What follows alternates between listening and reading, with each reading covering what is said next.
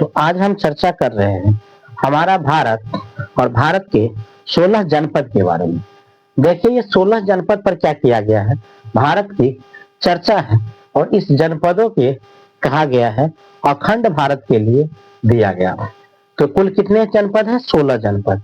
भारत के 16 जनपद में कहा गया ये जनपद का जो सिलसिला था यह ईसवी से पूर्व की सिलसिला को जनपद कहा जाता था और इसमें 16 जनपद थे, जिसमें 6ठी शताब्दी से पूर्व के इतिहास अभी हम देखेंगे। अखंड भारत कहा गया। अखंड भारत में पाकिस्तान, नेपाल, भूटान, अफगानिस्तान, म्यांमार, बांग्लादेश, श्रीलंका, भारत, ये सारे का एक स्थान होता था जिसे जनपद कहा जाता था। तो आज हम देखते हैं 6ठी शताब्दी से पहले अखंड भारत कहा जाता था। इसमें द्वितीय महाजनपद क्या कहा गया? द्वितीय महाजनपद के लिए 16 खंड इसे क्या किया गया? 16 महाजनपद या 16 खंड भारत का किया गया था। 16 खंड। अब इसमें कहा जाता है महाजनपद प्राचीन काल के प्रशासनिक इकाई होता था। प्राचीन काल के प्रशासनिक इकाई जहां राज्य में सेना या सेना के जो हेड होते हैं, प्रमुख होते हैं या बड़े राजा होते थे, महाराजा होते थे, ये सब यहाँ रहा करते थे। तो इसे क्या कहा गया? जनपद, महाजनपद। अब देखते हैं उत्तर वैदिक काल। देखिए उत्तर वैदिक काल, इसका उत्तर वैदिक काल कुछ जनपद की जानकारी और इसके साक्ष्य प्रमाण मिले हैं। प्रमाण में क्या कहता है? जिसका जीवन अवधि 600 ईस्वी से 300 ईसा पूर्व तक था। 600 ईसा पूर्व से 300 ईसा पूर्व तक क्या था? इसके जीवन अवधि था। भाषा। अब भाषा में क्या कहा गया है? सांस्कृतिक और प्राकृतिक, ये दो बातों पर कहा गया है। एक था सांस्कृतिक और दूसरा सब प्राकृतिक। ये दो भाषाओं का उस समय बहुत ज्यादा विश्लेषित किया गया था। अब कहते हैं वैदिक काल। देखिए वैदिक काल के शासन व्यवस्था कैसी थी? तो एक गणराज्य थी या राज्य शासित, यानी राज्य के राजा के अधीन था। ठीक है, गणराज्य और राजतंत्र, जो राजा के अधीन होता है उसे राजतंत्र कहा जाता है। तो इसके अधीन थे ये। अब क्या कहते हैं आगे? अब कहते हैं तो उत्तर वैदिक काल। देखिए उत्तर वैदिक काल में कहा गया कि इस समय उत्तर प्रदेश के पूरब वाला हिस्सा, उत्तर प्रदेश के पूर्वी क्षेत्र और बिहार के पश्चिमी क्षेत्र, ये दोनों जो सटता है बॉर्डर लाइन जिसको कहिए, तो बॉर्डर लाइन में क्या होता था? लोहे, अस्त्र, शस्त्र इत्यादि अत्यधिक मात्रा में इसका प्रयोग होता था। मतलब एक केंद्र होता था, हब होता था, यानी लोहे का हथियार वहां बनाए जाते थे, लोहे के, और लोहे एकदम अच्छे शस्त्र बनते थे। तो लोहे अधिक होने के कारण वहां लोहे के परिस्थिति केंद्र बन गया, जिसके कारण लोग यहाँ आते थे, अस्त्र शस्त्र और एक से एक हथियार बनाए जाते थे। तो इसलिए परिस्थिति केंद्र इसको कहा गया। तो उत्तर प्रदेश के और पूर्व वाला हिस्सा, बिहार के पश्चिम वाला हिस्सा। अब लोहे और हथियार से अच्छे प्रदर्शन कर पाते थे, लोहे और हथियार के अच्छे प्रदर्शन कर पाते थे, इसलिए क्या कहा जाता है? ये परिस्थिति केंद्र बन गए थे। और यहाँ पर योद्धाओं एक से एक बड़े अच्छे कर्तव्य दिखाया करते थे। कर्तव्य क्या दिखाते थे? बहुत अच्छे दिखाते थे। ठीक है, जिसके कारण वह क्या बन चुका था? एक हब बन चुका था। ठीक है, वही क्षेत्र में ज्यादा से ज्यादा भोजपुरी भाषा जहां चली जाती है, सिवान हो गया, गोपालगंज, इस तरह के क्षेत्र में हो जाता है, बक्सर, भोजपुर, ये सब उसके सटे हुए क्षेत्र में आते हैं। बिहार से, उत्तर प्रदेश से भी कुछ क्षेत्र आ जाते हैं। तो इस क्षेत्र में भोजपुरी भाषा भी वर्तमान में ज्यादा चलती है। अब कहते हैं तो ये भूमिका। अब कहते हैं कि इसके लोहे का प्रयोग अधिक होने के कारण खेती का आसान तरीका हो गया। खेती बिल्कुल आसान हो गया था, क्योंकि लोहे से खेती बहुत अच्छा, कुदाल हो गया, हल बैल हो गया या विभिन्न प्रकार के साधन हो गया, जिससे बहुत अच्छे से खेती हो जाने लगा और एक से एक हथियार और औजार का प्रयोग होने लगा, जिसके कारण खेती भी बहुत आसानी से होने लगा था। इस समय हथियारों की होड़ हुई और कबीले और जनपद में लोग विश्वास करने लगा कि अब हमें जरूरत कबीले और जनपद की है, जिसके अधीन हम रहेंगे और क्या करेंगे, काम करेंगे। उसके अधीन रह करके काम करेंगे तो क्या होगा, हम अपने आप को सुरक्षित महसूस कर पाएंगे। तो इसलिए लोग कबीले में और जनपद में रहने के लिए खुद ही क्या हो गए, अधीन हो गए। अब कहते हैं कबीला क्या होता है। तो पहले देखिए, कबीला का मतलब होता है, यहाँ दिया है कबीला। कबीला का मतलब समझिए टोला, ठीक है। इसके बाद टोला से बढ़ेगा तब दो चार गो टोला मिल जाएगा तो कथी बन जाएगा, वो गांव बन जाएगा, ठीक है। चार पांच गो गांव मिल जाएगा, 6 गो 7 गो 10 गो 20 गो गांव मिल जाएगा तो वो कथी बन जाएगा, प्रखंड बन जाएगा, ठीक है। तो उसी प्रकार से जैसे गांव टोला से मिलके बना गांव, और गांव से मिलके बना थाना, थाना से मिलके बना जिला, और जिला से मिलके बना राज्य, ठीक है। तो उसी तरह से कबीला से मिलके बना ग्राम, और ग्राम से मिलके बना जन, जन जिसको हम थाना कहेंगे, और थाना से जन से मिलके बना जनपद, जनपद मतलब जिला कहेंगे, और जनपद से मिलके बना महाजनपद, महाजनपद मतलब वो राज्य, वो क्या कहलाएगा, राज्य कहलाएगा। तो टोटल कितने राज्य यानी कितने महाजनपद, तो 16 महाजनपद। अब 16 महाजनपद में हम देखते हैं, देखिए उत्तर प्रदेश के जो राज्य है इसमें 8 गो जनपद हुआ करते, यह सबसे ज्यादा पानी, और उत्तर प्रदेश में 8 जनपद हुआ करते थे। इसके बाद कहता है बिहार में कितने जनपद, तो बिहार में 3 जनपद हुआ करते, ठीक है। इसके बाद कहा राजस्थान में मात्र 1 जनपद, राजस्थान में मात्र 1 जनपद था। मध्य प्रदेश में कितने जनपद, तो 1 जनपद कहा गया। इसके बाद दक्षिण भारत में कितने जनपद, 1 जनपद कहा गया। इसके बाद उत्तर भारत के बाहरी क्षेत्र जैसे पाकिस्तान, अफगानिस्तान, उधर नेपाल, भूटान, पहाड़ी क्षेत्र, इधर कह लीजिए म्यांमार, इस सब के क्षेत्र जो आता है, या उधर कह लीजिए श्रीलंका, सब भारत के आउटसाइड बाहर वाला क्षेत्र। तो इसमें कितने जनपद थे, 2 जनपद थे, ठीक है। तो ये टोटल कितना हो जाता है, 8 3 11 1 12 13 14 और 2 16, कुल कितने जनपद हो गए, 16 जनपद। ये 16 जनपद के बारे में देखें और जाने। पहला में दिया है गंधार, ठीक है, ये गंधार जनपद हुआ। गंधार जनपद यह तक्षशिला के क्षेत्र में वर्तमान के पाकिस्तान में पड़ता है, ठीक है, पाकिस्तान।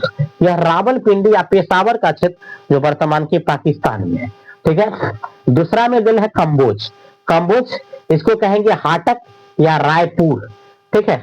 राजपुर दिल है राजौरी या हाजरा के क्षेत्र में आता है जो कि उत्तर प्रदेश में पड़ता है, ठीक है। मत्स्य या मत्स्य यह क्या है, विराटनगर, विराटनगर कहा, तो यह पड़ता है राजस्थान के जयपुर के समीप, यह राजस्थान का क्षेत्र है। मात्र एक ही मत्स्य जो विराटनगर या राजपुर के समीप था जो राजस्थान के क्षेत्र में है। अब आ जाते हैं, मत्स्य हो गया, मत्स्य के बाद आता है कुरुक्षेत्र। कुरुक्षेत्र को उस समय कुरुक्षेत्र यानी दिल्ली, और क्या कहेंगे, यह इंद्रप्रस्थ के नाम से जाना जाता। इंद्रप्रस्थ जो आज हमारा दिल्ली है, उस समय वह इंद्रप्रस्थ हुआ करते थे, ठीक है। और कुरुक्षेत्र के मैदान जो आज पानीपत का मैदान है, वह कुरुक्षेत्र का मैदान उस समय में हुआ करता था। हरियाणा में है ना कुरुक्षेत्र यानी पानीपत का मैदान, एक समय था कि वह क्या था, कुरुक्षेत्र के मैदान। आज हम पानीपत के मैदान कहेंगे, कहते हैं पानीपत, सोनीपत, पानीपत, और उस समय में हुआ करता था कुरुक्षेत्र का मैदान, ठीक है, महाभारत जब हुआ था। अब कहते हैं यह दिल्ली, मेरठ और हरियाणा के क्षेत्र में पाया जाता है, दिल्ली, मेरठ और हरियाणा के क्षेत्र में पाए जाते हैं। अब आगे देखिए, इसके बाद आता है सूरसेन। सूरसेन कहाँ है, यह मथुरा है, मथुरा उत्तर प्रदेश, उत्तर प्रदेश के क्षेत्र में पड़ता है। अगला आता है कौशल, कौशल बोले तो श्रावस्ती, ये क्या है, श्रावस्ती, फरीदाबाद या गैंडा या बहराइच, ये सारे के सारे कहा जाता है, उत्तर प्रदेश यूपी के क्षेत्र में आ जाते हैं। इसके बाद कहते हैं पंचाल। देखिए पंचाल है तो अही छत या कपिल लय, ये दोनों कहाँ पड़ता है क्षेत्र, तो इसको कहेंगे पंचाल।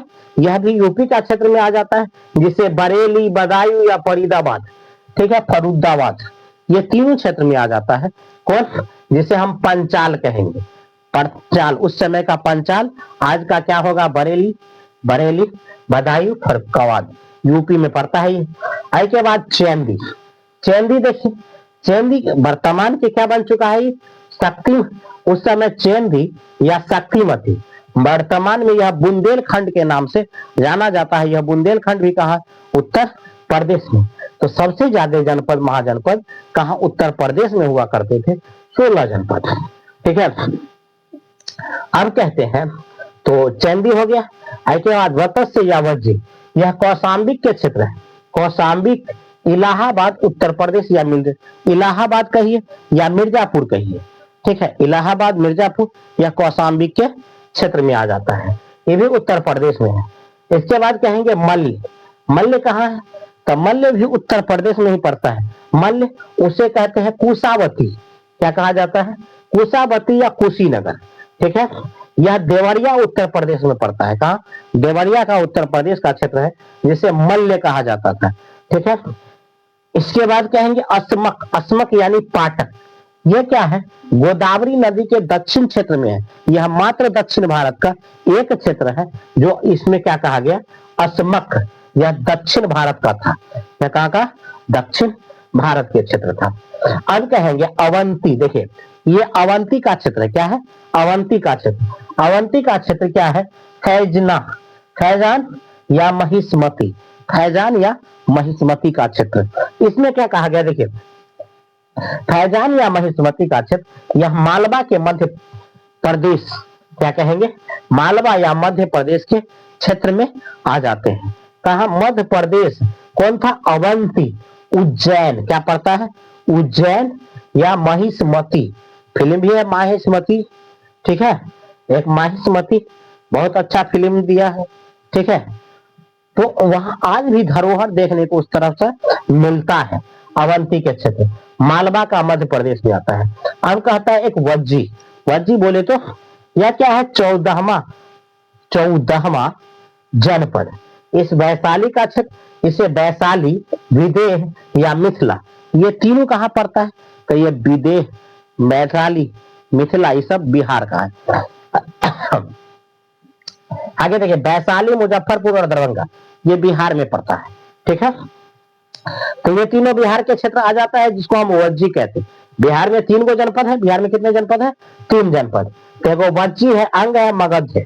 ठीक है, पूरे भारत के 16 जनपद में सबसे शक्तिशाली जनपद तो मगध हुआ करते थे। मगध जो कि बिहार था, इसकी राजधानी पाटलिपुत्रा को बनाया गया था। ठीक, तो अंग, अंग कहा, चंपा। यह इसके कौन कौन क्षेत्र आ जाते हैं, तो इसमें भागलपुर, मुंगेर, ये बिहार का क्षेत्र था। भागलपुर और मुंगेर का क्षेत्र वर्तमान में जो है वह उस समय का अंग प्रदेश हुआ करते थे। अंग देश के राजा कौन थे, तो दानवीर कर्ण को बनाया गया था। जो अभी भागलपुर और मुंगेर हम कह रहे हैं, उस समय में यह अंग देश का राजा दानवीर कर्ण को बनाया गया था। ठीक है, इसके बाद कहते हैं मगध। तो मगध, मगध के गिरिराज या राजगिरी या पटना, गया, नवादा, बिहार का क्षेत्र, जिसकी राजधानी पाटलिपुत्रा बना। ठीक है, उस समय तो ये मगध था, अंग देश के राजा और सबसे शक्तिशाली, पावरफुल मगध जन साम्राज्य में यह कौन था, तो ये मगध था। तो ये आज हम 16 जनपद के बारे में जाना। जनपद क्या होता है, कबीला क्या होता है, महाजनपद, जनपद, ग्राम, ये सारे के सारे देखा। और उत्तर प्रदेश में सर्वाधिक मात्रा में जनपद हुआ करते थे। बिहार में 3 गो, राजस्थान एक अकेलौता था, मध्य प्रदेश एकलौता था, दक्षिण भारत एकलौता था, और भारत के बाहर सटे हुए ये 2 जनपद थे। तो इस तरह से हमने आज 16 जनपद को जिरह किया है। इसका एक स्क्रीनशॉट आप ले लीजिएगा और इसके साथ पढ़ते रहिए, बने रहिए, इस वीडियो को देखिए और इसे समझिए। इसका एक स्क्रीनशॉट लेकर के आप लोग रख लीजिएगा। तब तक हमें इजाजत दीजिए। जय हिंद।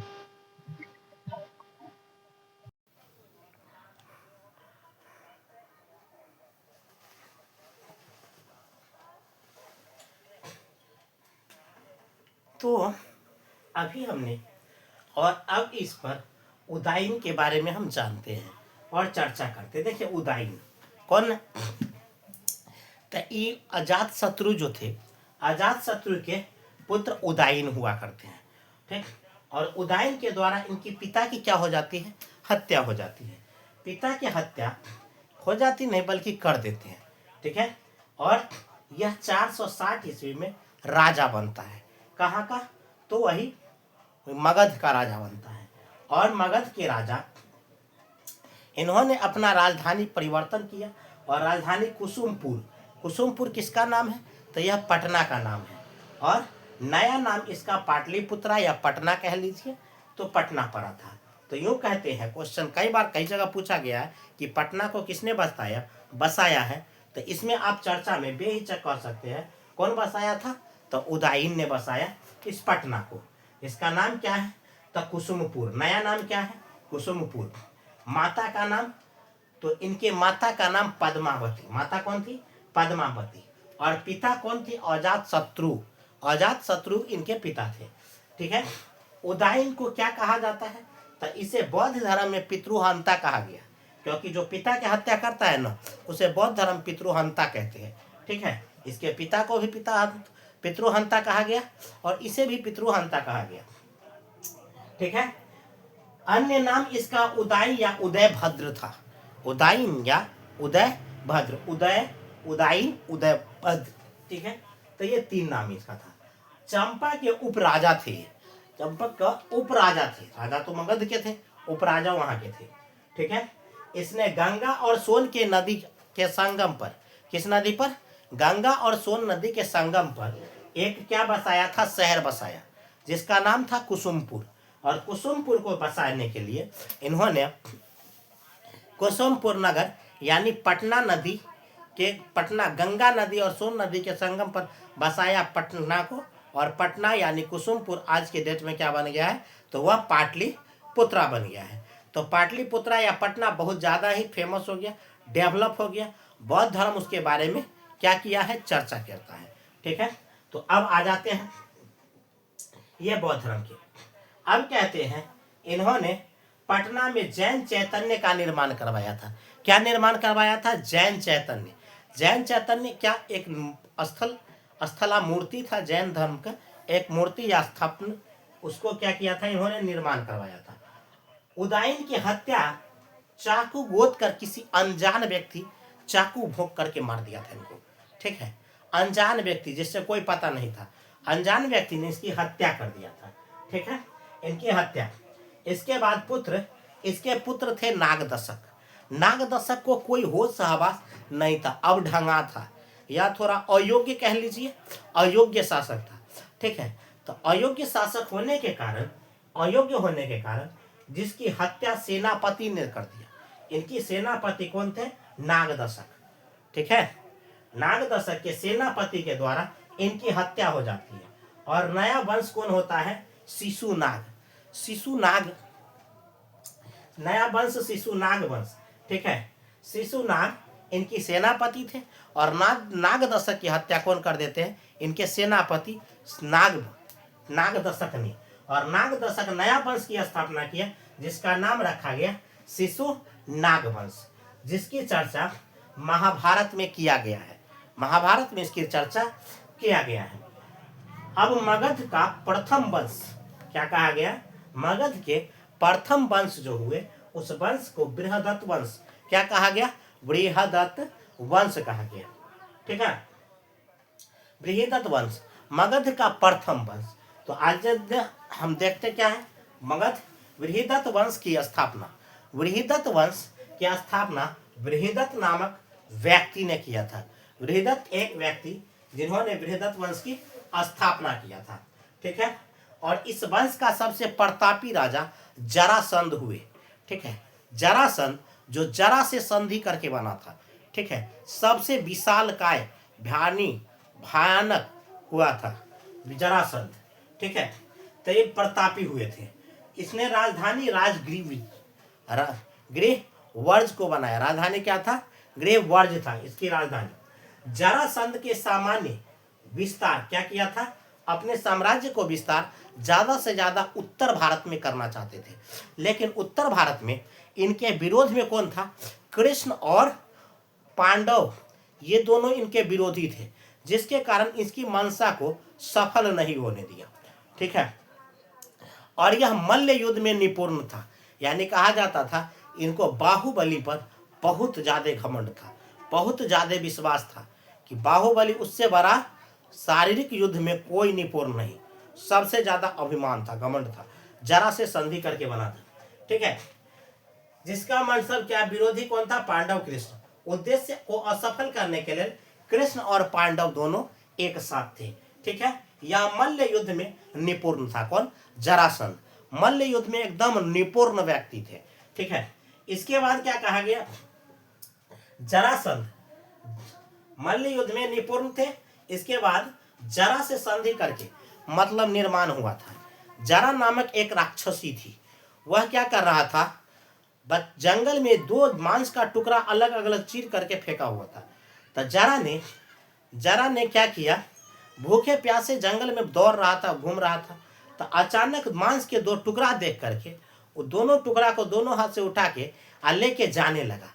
रास्ता जाते जाते नदी किनारे एक मतलब आगे बढ़ा तो रास्ता में एक नदी आ गया। तो इस जरा को प्यास भी लगी थी।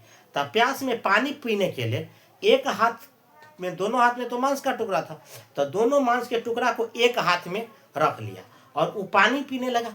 इधर वह दोनों मांस का टुकड़ा आपस में जुट गया तो दोनों से क्या हो गया, एक बालक हो गया।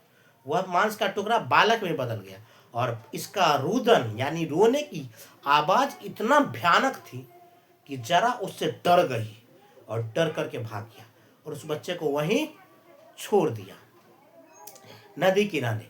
बाद में एक ऋषियों की झुंड आई और उस बच्चे को देखा और उस बच्चे को साथ ले गया, पाला गया और एक समय में अच्छे योद्धा और मल्ल में निपुण एक पूर्ण सशक्त राजा बना, जिसका नाम पड़ा जरासंध। तो ये जरा से संधि करके बना था, इसलिए इसको मल्ल युद्ध या किसी अस्त्र शस्त्र से नहीं मारा जा सकता था। इसकी जब भी हत्या होती तो शरीर से चीर करके इसकी हत्या होती और शरीर के मांस को दो टुकड़ा करके चीर करके इसके भिन्न भिन्न विपरीत दिशा में फेंका गया था भीमसेन के द्वारा। ठीक है, वही पांडव के एक था, तो द्वितीय पांडव का कुमार कहा जाए भीमसेन था, जिनके द्वारा इनकी हत्या हो जाती है। यानी इसकी बॉडी को दो भागों में चीर करके फेंक दिया जाता है, एक को इधर, ये हाथ वाले को इधर, ये हाथ वाले को उधर फेंक देता है। अलग अलग दिशा में इनकी हत्या हो जाती है। मल्ल युद्ध में इसकी हत्या होती है। ठीक, इसके बाद इन्होंने बहुत ज्यादा क्रूरता की हदें पार कर रखी थी।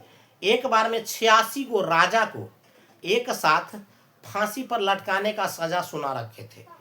त्योहार के बाद एक साथ 86 को राजा को जानवर की जैसे बलि देता है, उस तरह से राजा को बलि देते थे। राजा को पकड़ के उसको बलि देते थे, इनको आनंद आता था। ठीक है, शक्ति विस्तार होता था, तो ये करने वाले थे। और इसी बीच क्या हुआ, पांडव वहां पहुंचे और पांडव के साथ कृष्ण पहुंचे और भीमसेन ने युद्ध में इसे ही क्या कर दिया, मल्ल युद्ध में हरा करके इसके बॉडी को दो पार्ट में चीर करके उन 86 राजाओं को मुक्त किया था। ठीक, आजाद किए थे। इसके बाद इन्होंने क्या किया, मल्ल युद्ध में भीमसेन के द्वारा इसके शरीर को दो भाग में अलग अलग बांट दिया गया था। अब आ जाते हैं मगध साम्राज्य के शासक जरासंध का पुत्र बना। किसका, जरासंध।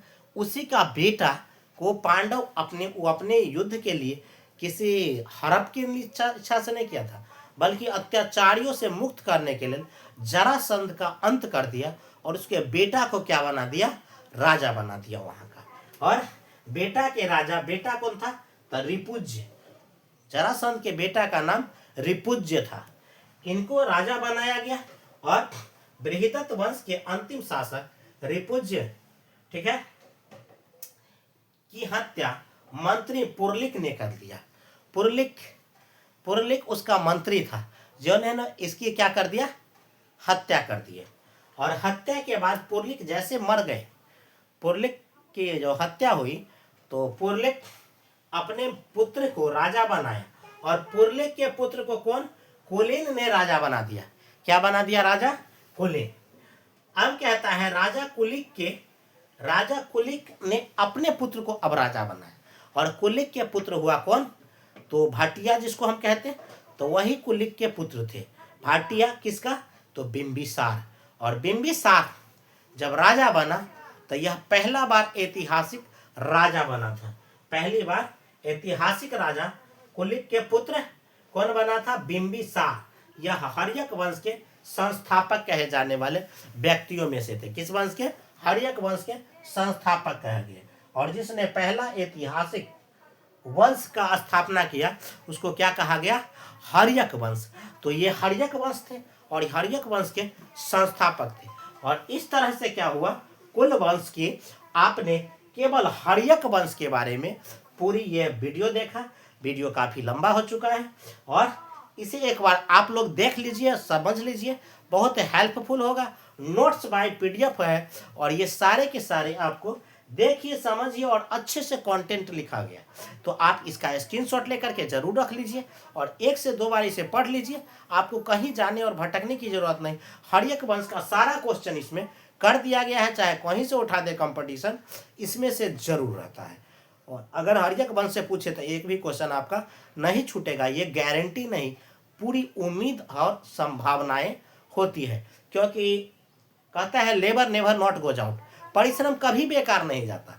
अगर इंसान परिश्रम कहे ना तो क्या होता है कि सफलता एक दिन मिलती है। ठीक है, कहता है दिल लगाना है तो किताबों से लगाइए, बेवफा भी निकलेगा तो मुकद्दर बना के जाएगा। ठीक है, किताब एक ऐसी चीज़ है कि दुनिया में आपको हर दोस्त ना मिले, कोई दोस्त ना मिले ना, किताब दुनिया का सबसे बड़ा दोस्त है। और दुख सुख हर हमेशा का साथी अगर किताब बन जाता है ना, तो फिर किसी दोस्त की ज़रूरत ही नहीं पड़ता। ठीक है, तो इसीलिए कहता है कि यहाँ मिले दोस्त जिसको यहाँ तेरे जैसा, उसे दुश्मनों की ज़रूरत ही क्या है। अगर किताब को दोस्ती बना लेते हैं तो दुनिया में और कोई दोस्ती बनाए या दुश्मनी करे कोई फर्क नहीं पड़ता। आपको सिर्फ और सिर्फ क्या बनाना है? तो अपना दोस्त सच्चा हमसफर किताब होता है। ठीक है, जीवन के अंतिम सांस तक अगर आप किताब के साथ होते हैं उस वक्त आप क्या हो जाते हैं? सफल होते हैं। जिंदगी में अगर आपको कामयाब बनना है ना तो सबसे ज़्यादा समय मांगता है, कामयाबी समय मांगती है। और जिस काम में आप सबसे ज़्यादा समय देते हैं उस काम में आपको कामयाब होने से कोई नहीं रोक सकता है। इसलिए कामयाब हमेशा बनने के लिए आपको क्या देना होगा? समय देना होगा। समय एक ऐसी चीज़ है, वक्त कहता है, समय कहता है, समय पावे तोरवर फले केतक सींचे नीर। ठीक है, समय पाने के बाद ही फल लगता है, ऐसे पहले कोई फल, कोई पौधा, कोई वृक्ष पर नहीं आता है। इसीलिए कहा जाता है समय पावे तोरवर फले और केतक सींचे नीर। ठीक है, तो आज हम इतना ही तक रहने देते हैं और ये हमारा हर्यक वंश का आज कंप्लीट हो गया है। और यह वीडियो पर आप अपनी प्रतिक्रिया जरूर दीजिएगा। तब तक के लिए जय हिंद।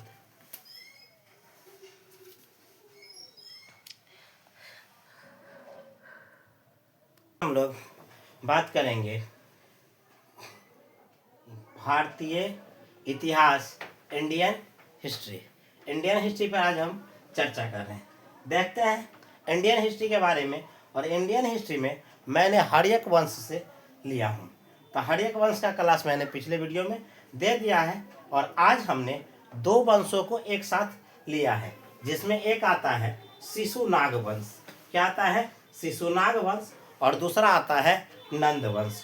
तो आज हम 2 वंशों पर चर्चा करेंगे। ठीक है, तो यानी ट्रिक के साथ जब हम पढ़ते थे तो कहते हैं हसीन मसूक सा, मतलब हसीन से या हर्यक वंश, शिशुनाग वंश और नंद वंश, ये 3 वंश हो गया। इसके बाद कहा गया मसूक। मसूक का मतलब मौर्य वंश, शुंग वंश और कौरव वंश, 3 गो वंश हुआ। इसके बाद सतवान वंश आया, सातवान वंश। तो ये 7 वंश है। 7 वंश में आज हम 2 वंश को क्लियर कर लेंगे। तो देखते हैं पहला क्या कहता है। तो पहला हर्यक वंश, और हर्यक वंश का क्लास पिछले वीडियो में दे चुके हैं।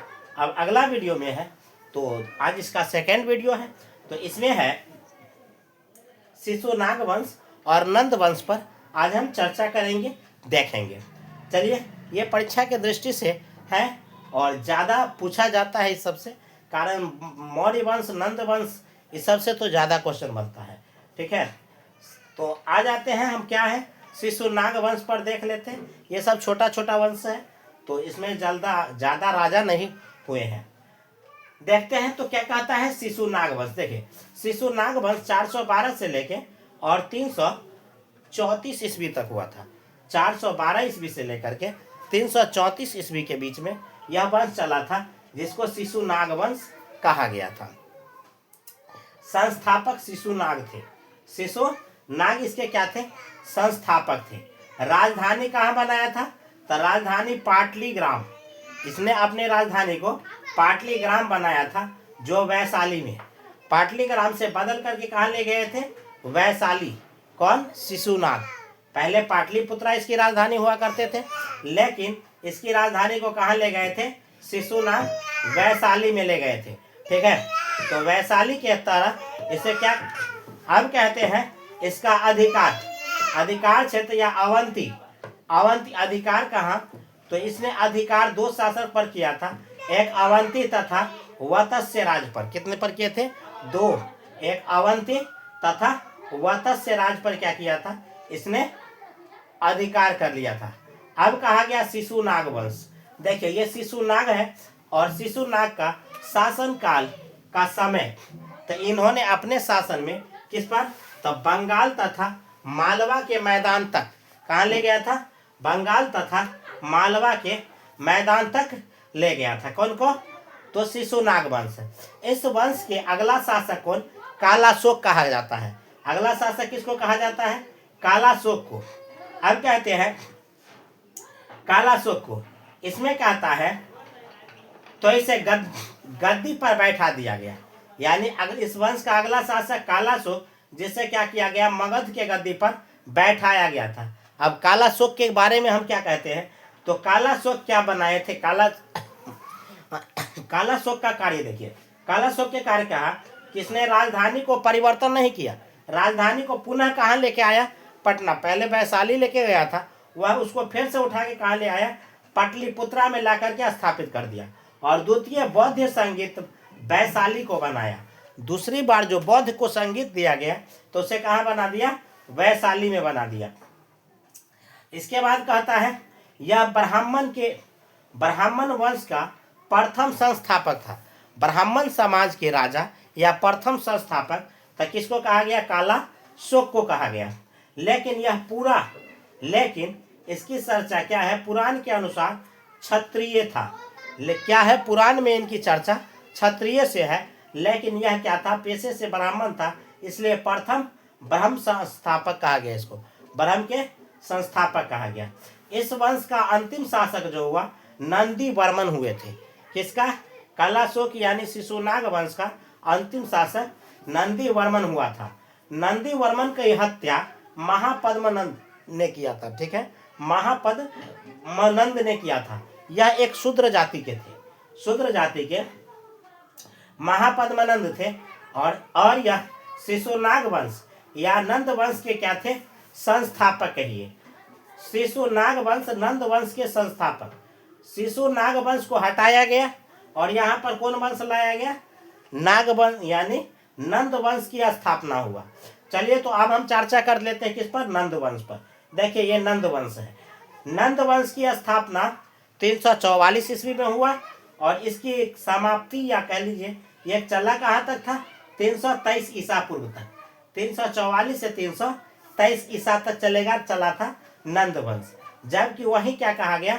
शिशुनाग वंश 412 से लेके 334 तक चला था। ठीक है, इसके बाद 323 ईसा पूर्व में नंद वंश के संस्थापक कहिए। नंद वंश के संस्थापक किसको कहिएगा? तब महापद्मनंद जाति से शूद्र थे, और शूद्र जाति में अच्छा योग्य हो जाना बहुत प्रलय वाली बात होती थी। और पहले जमाने में और जाति और चरम सीमा पर छुआछूत तो चरमो उत्कर्ष पर थी। इतना चरमो उत्कर्ष पर थी कि नीची जाति के लोग ऊंची जाति के लोग के सामने खड़ा होने का भी सामर्थ्य नहीं रखता था, जिसके कारण यह बहुत ज़्यादा या कहिए दुराचारियों से यह परेशान था। ठीक है, जिसके कारण यह बहुत ज़्यादा क्या किया था? क्षत्रियों का संहार किया था। ठीक है, संस्थापक महापद्मनंद है, जाति के शूद्र थे, और इन्होंने सर्वक्षत्रक कहा जाता है। सर्वक्षत्रक का मतलब क्या होता है? जो क्षत्रियों को नाश कर दे, उसे सर्वक्षत्रक कहा जाता है। जैसे इसको कहा गया क्षत्रियों के नाश करने वाले को क्षत्रिय नाशक कहा गया या सर्वक्षत्रक कहा गया। यह उपाधि धारण किया था, ठीक है, उपाधि धारण किया था, मतलब इसे भार्गव भी कहा जाता है। भार्गव यानी परशुराम। परशुराम ने शपथ लिया था कि मैं तब तक इस धरती पर जिंदा रहूंगा और तब तक चैन से नहीं बैठूंगा जब तक इस धरती को, इस पृथ्वी को क्षत्रियों से विहीन न कर दूं। और गुरु परशुराम ने फरसा उठाया और पूरे धरती से क्षत्रियों का क्या किया था, नाश कर दिया था। क्योंकि एक क्षत्रिय राजा की किया धरा सारे क्षत्रिय राजा को भोगना पड़ा था, क्योंकि उसकी माँ की हत्या एक क्षत्रिय राजा ने किया था, ठीक है। इसलिए वह संपूर्ण इस धरती से कहा क्षत्रिय जाति को ही क्या करेंगे, हम नाश कर देंगे, ठीक है। और वही उपाधि इसने धारण किया, यानी इसको क्या कहा गया, सर्वक्षत्रक कहा गया था। अब कहते हैं इस वंश की जाति, इस वंश की जाति जो था वह नाई था। कौन? नाई बोले तो हजाम जाति से, हजाम जाति से थे, ठीक है। नाई को पहले नापित कहा जाता था, तो ये नापित थे। कौन? तो यही इस नंद वंश के संस्थापक यानी नाई जाति से थे, इसे नापित कहा जाता है, ठीक है। यह बहुत योग्य थे और इसे क्या कहा जाता था, नाई जाति में एकदम क्रूर शासक, महापद्मनंद को क्रूर शासक कहा जाता है, ठीक है, क्रूरता में। इसके बाद आ जाइए, अब क्या है, राजनंद। तो इसमें दिया गया है राजा नंद, क्या कहा गया, राजा नंद के प्रधानमंत्री, ठीक है। इसका प्रधानमंत्री को क्या कहा जाता था, अमात्य राक्षस। अमात्य राक्षस महापद्मनंद राजा, वो राजा थे और राजा के जो प्रधानमंत्री होते, प्रधानमंत्री पहले विचारकर्ता को बोला जाता था, जितना से सलाह मशवरा लेते थे, तो उसे क्या कहा जाता था, प्रधानमंत्री। तो इसका प्रधानमंत्री कौन था, अमात्य राक्षस। कौन था, अमात्य राक्षस। अब इसे कहेंगे अमात्य राक्षस के आदि, अमात्य राक्षस की असली नाम जो था ना वह विष्णुगुप्त था। असली नाम क्या था, विष्णुगुप्त था। तो विष्णुगुप्त के अंतर कहा गया और इसे प्रशासनिक प्रथम शासक के रूप में महापद्मनंद थे, ठीक। महापद्मनंद के अंतर्गत क्या रखा गया, केंद्रीय शासन। केंद्रीय शासन या विष्णुगुप्त प्रथम महापद्मनंद थे, यह केंद्रीय शासक के जनक इसको कहा गया, ठीक है, केंद्रीय शासक के जनक। अब कहते हैं, देखिए, महापद्मनंद इस वंश के दौलत और धन संग्राही था, यूं कह लीजिए कि लालची था, बहुत ज्यादा यह लालची थे। इनको धन और दौलत की लालच बहुत ज्यादा मिलता था। धन दौलत की लालच ज्यादा मिलने के कारण इसे क्या कहा जाता था, लालची कहा जाता था, और धन संग्राही भी इन्हें कहा जाता था। अब कहते हैं, तो देखिए इसकी चर्चा किसमें है, तो सबसे पहले इनके समय में एक चीनी यात्री आया था। चीनी यात्री महापद्मनंद इस वंश के धन दौलत को संग्रह करने वाला चीनी यात्री, जिसका नाम हेनसोंग था। क्या नाम था, हेनसोंग। यह हेनसोंग ने आया और क्या कहा, महापद्मनंद के विचारधाराओं से प्रभावित हुआ, ठीक है, और कहा कि यह कैसे चलता है, क्या है, और इसके क्रूरता और इसके बारे में लिखा, बताया। लेकिन इस वंश में भी इससे भी क्रूर शासक हुए, ठीक है, क्रूर। यहाँ अराजकता की अब होने लगी। अराजकता मतलब एक तरह से लोग, जनता उगने लगे, ठीक। राजधानी किसको बनाया था, महापद्मनंद ने पाटलिपुत्रा को ही रहने दिया। द्वितीय शासक कौन आया, पांडुक आया। द्वितीय शासक पांडुक बना, लेकिन इनको क्या कहा गया, भार्गव। द्वितीय शासक पांडुक बना और इनको क्या कहा गया, भार्गव। किसको, महापद्मनंद को। यह अवतार किसका था, परशुराम का अवतार था, जिन्होंने केवल क्षत्रियों को नाश करना जानते थे, ठीक है। इस वंश के समय राजनीति एकदम शक्तिशाली हो चुका था। कहाँ का, मगध का। पूरे आर्यावर्त में, अखंड भारत में सबसे शक्ति राजनीति में वर्चस्व, शक्तिशाली ज्ञानी, प्रचंड विद्वान सब कहाँ हुआ करते थे, तो मगध में हुआ करते थे, ठीक है। क्योंकि अभी सबसे बड़ा विद्वान सब कहाँ है, अमेरिका में, और उस समय कहाँ हुआ करते थे? भारत में। और भारत में किसका? मगध साम्राज्य में, क्योंकि यह सबसे बड़ा था। और इसमें क्या था? इसमें राजनीति का तो दाव पेच बहुत ज्यादा चलता था। ठीक है, तो इसे राजनहानी का केंद्र कहा जाता था। अब आ जाते हैं, तो इसका पहला शासक कह लीजिए। पहला शासक के रूप में क्या क्या व्यवस्था देखने को मिलता था? देखिए, पहला शासक में आता था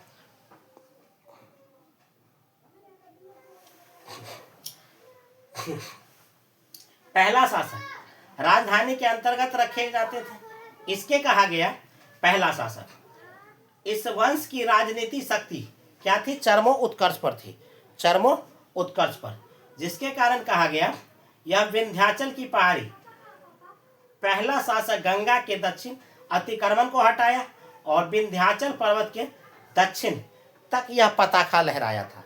विंध्याचल पर्वत के दक्षिण तक पताका लहराया था। यह कालीन की जीत और एक क्षेत्र था। इस वंश का अगला शासक कौन बना? धानानंद। और आ गया अब धानानंद। और धानानंद इतना क्रूर और निर्दयता में यह बहुत ज्यादा ही अव्वल हो चुका था। निर्दयता इसकी चरमो उत्कर्ष पर थी। किसकी? धानानंद की। ठीक है, तो आज धानानंद के बारे में देखते हैं। यह सबसे क्रूर शासक माना जाता था। कौन? धानानंद सबसे क्रूर शासक। यह लालची और धन संग्राही था। धानानंद लालची और धन, इससे ज्यादा मतलब लालची तो कोई था ही नहीं। और इनको बहुत ज्यादा ऑर्केस्ट्रा पसंद था। हमेशा दारू पिएगा, मदरा रस पीता था और हमेशा यह नाच दिखता था। और इसे नाचने में बहुत ज्यादा आनंद आता था। यह नचनिया के साथ खुद नाचने लगता था। कौन? धानानंद। इसे नाच देखने में, नाच करवाने में बहुत ज्यादा आनंद आता था। किसको? धानानंद को। ठीक है, धानानंद। और वह एक तरह से कहा जाए ढिंढोरा पिटवाता था, डिगडिगिया बजवाता था कि पूरे राज्य में कि जो जिसको नाच अच्छे आता है वह राजमहल आए पधारे और नृत्य का प्रदर्शन करे। नृत्य का प्रदर्शन करे, महाराज उसे मुंह मांगी कीमत देंगे। अब पहले तो गरीबी ज़्यादा था तो लोग कीमत की वजह से चल जाता था, लेकिन जाने के बाद वहाँ पता चलता था कि नृत्य में अगर कोई उसको हरा देता था, नृत्य करता तो था, 10 गो 20 गो 50 गो के झुंड में एक बार नृत्य शुरू हुआ। और नृत्य शुरू हुआ तो ओई में से 5 गो 7 गो छटाता था। और 5 गो 7 गो मतलब जो काफ़ी ज़्यादा देर तक नृत्य कर सके। उस सब के साथ धानानंद की क्या होती थी? नृत्य होती थी। लेकिन नृत्य में अगर धानानंद हारता था, जो स्त्री धानानंद को हरा देता था उनको मुँह मांगी रकम मिलता था। ठीक, लेकिन जिससे और जब धानानंद जिसको हरा देता था उसको सजाए मौत मिलती थी। तो इसलिए बहुत से लोग तैयार ही नहीं होते थे, क्योंकि यह पुरुष थे और पुरुष के सामर्थ्य बल ज़्यादा होता है, नृत्य करने की क्षमता ज़्यादा देर तक होती है। तो इससे क्या होना पड़ता था? इससे ज़्यादातर लोग हार ही जाते थे। और इसके शासनकाल में अराजकता की लड़ाई होने लगी। एक दूसरे को लालच और इस जनता पर क्रूरता अपनी शक्तियों का प्रदर्शन करने लगे धानानंद। तय के बाद क्या होता? ऑर्केस्ट्रा से फुर्सत मिलता तो कभी कभार वह राजकाज में ध्यान देता था। वह घोड़े के जगह इंसान से रथ खिंचवाता था। एक रथ में 4 गो 5 गो इंसान को कहता था, चलो रे मेरा रथ को कोई घोड़ा नहीं खींचेगा बल्कि इंसान खींचेगा। ठीक है, बाकी सेना जितना है वो घोड़ा से चलो, लेकिन मैं जो चलूंगा जिस रथ से, उस रथ को घोड़ा नहीं खींचेगा। कौन खींचेगा? इंसान खींचेगा। ठीक है, और उस रथ को कौन खींचते थे? इंसान खींचते थे। ठीक है, तो इस तरह से वह क्रूरता था। ठीक है, धानानंद किसी के और नीचे जमीन पर तो पांव रखता ही नहीं था। इसका बहुत विशाल काय सेना था, क्योंकि मगध साम्राज्य को बहुत ज़्यादा विस्तार किया था। तो विस्तार करने वाला बिंबिसार हुआ, अजातशत्रु हुआ, चंद्रगुप्त मौर्य, क्या कहे ये उदयन हुआ, इस सब जैसे महापद्मानंद हुआ, शिशुनाग हुआ, इतने ज़्यादा बड़े बड़े योद्धा सब आए और इस सब मगध को बहुत ज़्यादा विकास किया। और इसको बनी बनाई संपत्ति किसको मिला? धानानंद को मिला। इसकी विशालतम सीमा को देख करके, सेना को देख करके सिकंदर तो हक्का बक्का रह गया। कहा कि सेना है कि समुंदर है, हमको तो कोई था नहीं लग रहा है। किसी को सेना या समुंदर पता चल रहा है, हमको तो सेना पता ही नहीं चल रहा है। पता चल रहा है कि ये तो समुद्र है। किधर से हम प्रवेश करें और किधर से अटैक करें, किधरों से अटैक करेंगे तो किधर से हमको पता नहीं है, क्योंकि इसको घेरना तो मुश्किल ही है। क्योंकि इतनी बड़ी साम्राज्य, इतनी बड़ी सेना को देख करके सिकंदर क्या हो गया, नत्य मस्तक हो गया था। लेकिन भयभीत भयभीत थोड़ा सा हुआ था, ज़्यादा नहीं। भयभीत उसे किया था कौन, गेट पर आ गया था उसका एक रोकने वाला, सिकंदर को रोकने वाला पोरस। ठीक है, वह पंजाब और कश्मीर के क्षेत्र में सटे हुए क्षेत्र भारत की सरजमी पर रोक दिया था कौन, पोरस। और वह 2 साल तक उससे युद्ध किया था। एक छोटे से साम्राज्य के राजा और उतना बड़ा विश्व विजेता सिकंदर को छोटे से साम्राज्य के राजा सोचने पर विवश कर दिया कि आखिर युद्ध कैसे जीती जाए। और सोचने पर विवश कर दिया, जिसको बड़े बड़े राजाओं को सिकंदर ने यूं झुका दिया और कहा कि वह 16 साल में सिकंदर युद्ध करने के लिए मैदान में उतरा तो था, लेकिन वह रहा नहीं। यूँ कह लीजिए 59 में उनका जन्म हुआ और 23 में मर गया। तो यूँ कह लीजिए 59 में जन्म हुआ और 23 में इनकी डेथ हो गई। तो कितने साल तक रहा, तो कहिए 6 और ये 3, 36 साल तक। कितने साल तक रहे, 36 साल तक वह मात्र जिंदा रहे थे। अब 36 साल में उन्होंने तलवार का उठाया था तो पहली लड़ाई जीता था क्या, तो 16 साल की उम्र में वह पहली लड़ाई जीता था। और 20 साल तक वह युद्ध में भाग लिया। और इसके बाद 20वीं साल में उसकी क्या होती है, मृत्यु हो जाती है। तो सिकंदर पर हम अलग से वीडियो पर पढ़ेंगे, तब तक हम इसको देख लेते हैं। कौन, धनानंद को देख लें। चलिए, धनानंद यह सबसे क्रूर शासक था। यह लालची और धनानंद धन संग्राही था। सिकंदर के आक्रमण के समय यह नंद वंश शासक चरमोत्कर्ष पर था और इसके शासक धनानंद थे। ठीक है, धनानंद। अब धनानंद वे ऐसा धनानंद जिसको चाणक्य जैसा व्यक्ति उसके दरबार में गया था तो उसको झोंटा पकड़ करके, टिकी होता है ना, वह बाल को पकड़ करके सिखा। पहले टिकी को बड़ा, ब्राह्मण लोग जो होते थे वह सिखा को इतना मोटा में रखते थे और उसे गिड्ढा बांध कर रखते थे, बाल बड़ा रखते थे। तो उसको टिक्की पकड़ करके बाहर कर दिया था। ठीक है, किसको, चाणक्य को, या गुरु जी थे, इसको अपमान करके बाहर भेजे थे। हालांकि कोई भी हो, लेकिन गुरु तो गुरु होता है। तो गुरु को इन्होंने क्या किया था, सिक्का पकड़ के यानी चोटी पकड़ के बाहर फेंकवा दिया था। जिसके कारण कहता है कि तुमने मेरी शिखा खोली है। आज ये खुले शिखा की शपथ लेकर मैं कसम खाता हूं कि पूरे मगध साम्राज्य से जब तक धनानंद को उखाड़ न फेंकूंगा, जब तक इस वंश को समाप्त नहीं कर दूंगा, तब तक मैं आज के बाद कभी शिखा नहीं बांधूंगा। और उसका शिखा हमेशा क्या रहने लगा, तब से खुला रहने लगा। ठीक है, तो ये चाणक्य हो गया। चाणक्य, अब आ जाते हैं चाणक्य के बारे में। इनकी नीति के कारण सिकंदर को वापस लौटना पड़ा था। सिकंदर, चाणक्य ने अपने आप को होशियारी या बुद्धिमत्ता का प्रयोग किया। कहा धनानंद तो हमारा घर का दुश्मन है, लेकिन सिकंदर अभी विदेश से आया है, हमें पहले किसको भगाना होगा, सिकंदर को भगाना होगा। चाणक्य को हम देखेंगे, लेकिन कब देखेंगे, बाद में देखेंगे। अभी हमको किसको भगाना है, किसको, सिकंदर को। और हम चर्चा करते हैं किसमें, तो भारतीय इतिहास, इंडियन हिस्ट्री। ठीक है, जिसमें क्या दिया गया है, यानी ट्रिक बेस याद करेंगे। और ट्रिक में आता है हर्यक वंश, शिशुनाग वंश, नंद वंश, मौर्य वंश, शुंग वंश, कर्ण वंश, सातवाहन वंश। तो ये टोटल 7 वंश आते हैं। 7 वंश के अंतर्गत किसको रखा गया है, तो हम 7 वंश के अंतर्गत देखेंगे। तो पहला में क्या क्या आता है, मौर्य वंश, यानी क्या है, हर्यक वंश, शिशुनाग वंश और नंद वंश। ये तीनों वंश का क्लास मैंने पिछले वीडियो में दे चुका है। और अभी चर्चा हम करेंगे मौर्य वंश। और मौर्य वंश से पहले जो आता है, तो छोटे छोटे साम्राज्य से मिलके बना हुआ शक्तिशाली का केंद्र मगध वंश बना था।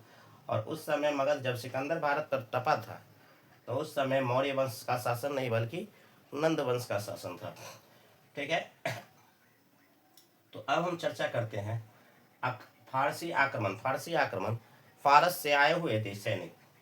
तो उस समय देखिए मगध एक शक्तिशाली और राजनीति का केंद्र हुआ करता था।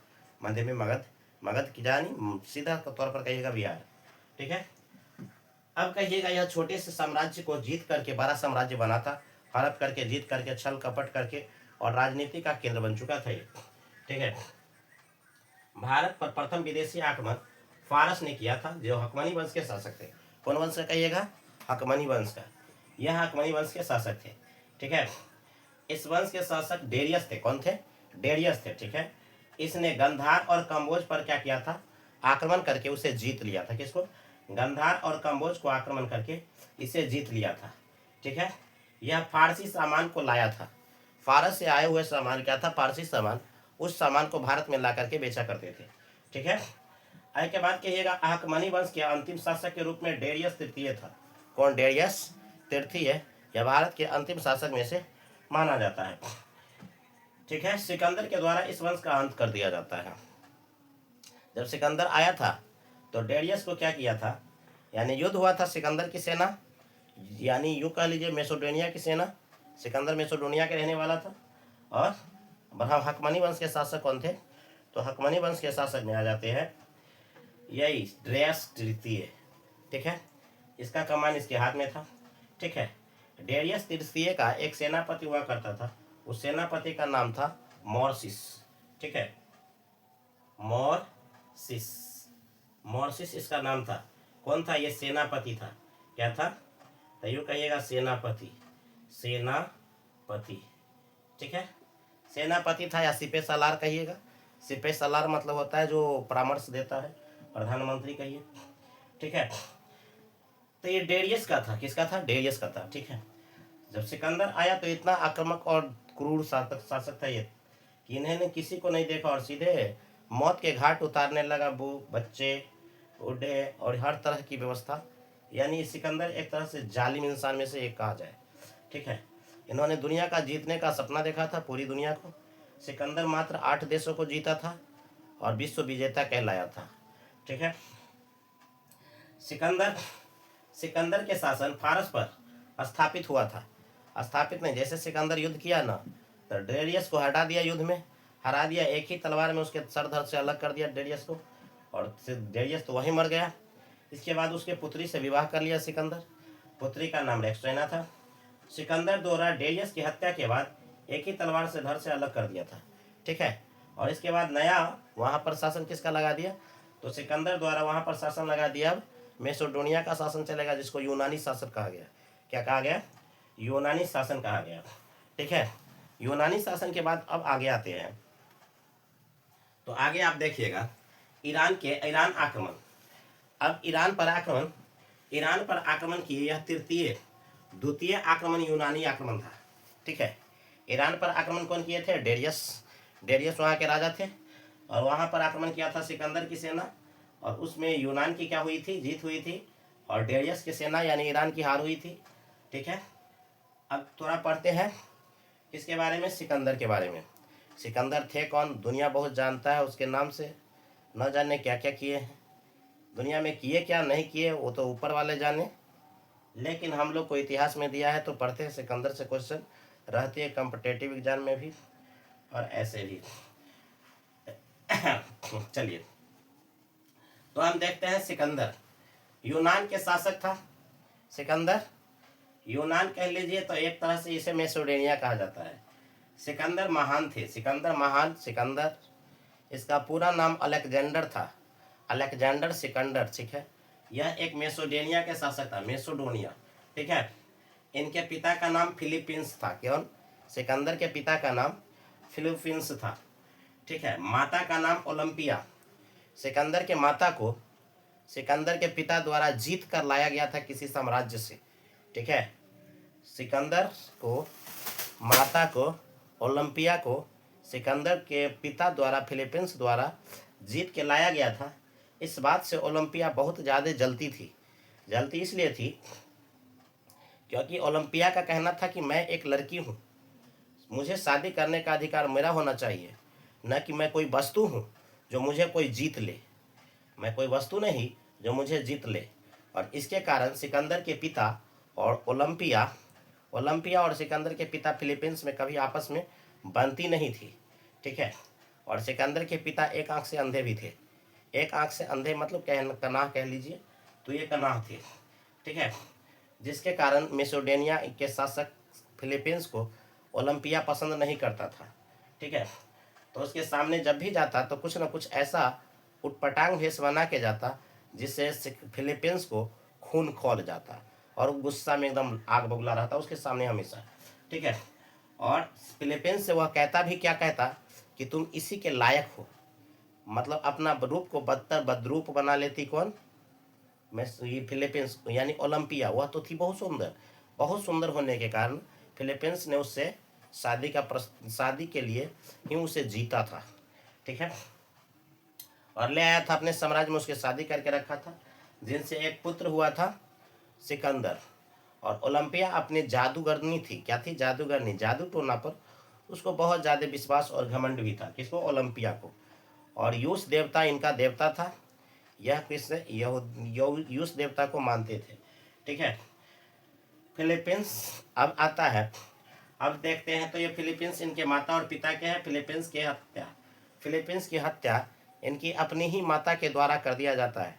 यानी सिकंदर की अपनी ही माता के द्वारा फिलीपींस की हत्या कर दिया जाता है। सिकंदर के माता द्वारा फिलीपींस सिकंदर के पिता को हत्या कर दिया जाता है खाने में जहर दे करके। ठीक है। उनके पिता की क्या हो जाती है? मृत्यु हो जाती है। इसके बाद सिकंदर को भी ओलंपिया ने हर दिन थोड़ा थोड़ा जहर देता था ताकि उसका शरीर जहरीला हो चुका था। और उसे कोई जहर देता है तो अगर रोज जहर एक बेर जहर ज़्यादा पी लेंगे तो मर जाएंगे। तो इससे अच्छा ओलंपिया उस समय ज़्यादा मरने का साधन था नहीं, तो कहा जब भी कोई किसी को मारता था तो जहर से मारता था। तो ओलंपिया ने सिकंदर को थोड़ा थोड़ा करके जहर डेली देने का काम किया करता था सिकंदर को। ठीक है।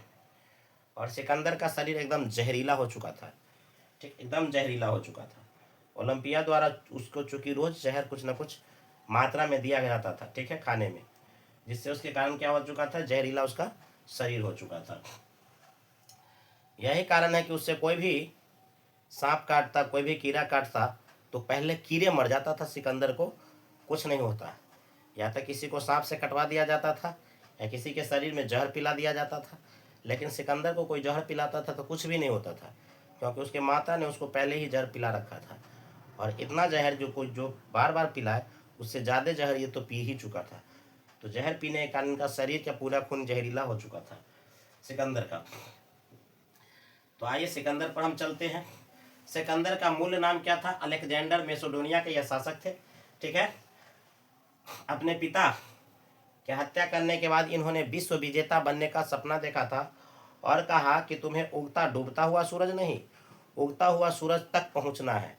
और उस समय उगता हुआ सूरज भारत को कहा जाता था, क्योंकि उस समय पूरे में सबसे बड़ा देश और सबसे बड़ी दुनिया जिसको भारत कहा जाता था।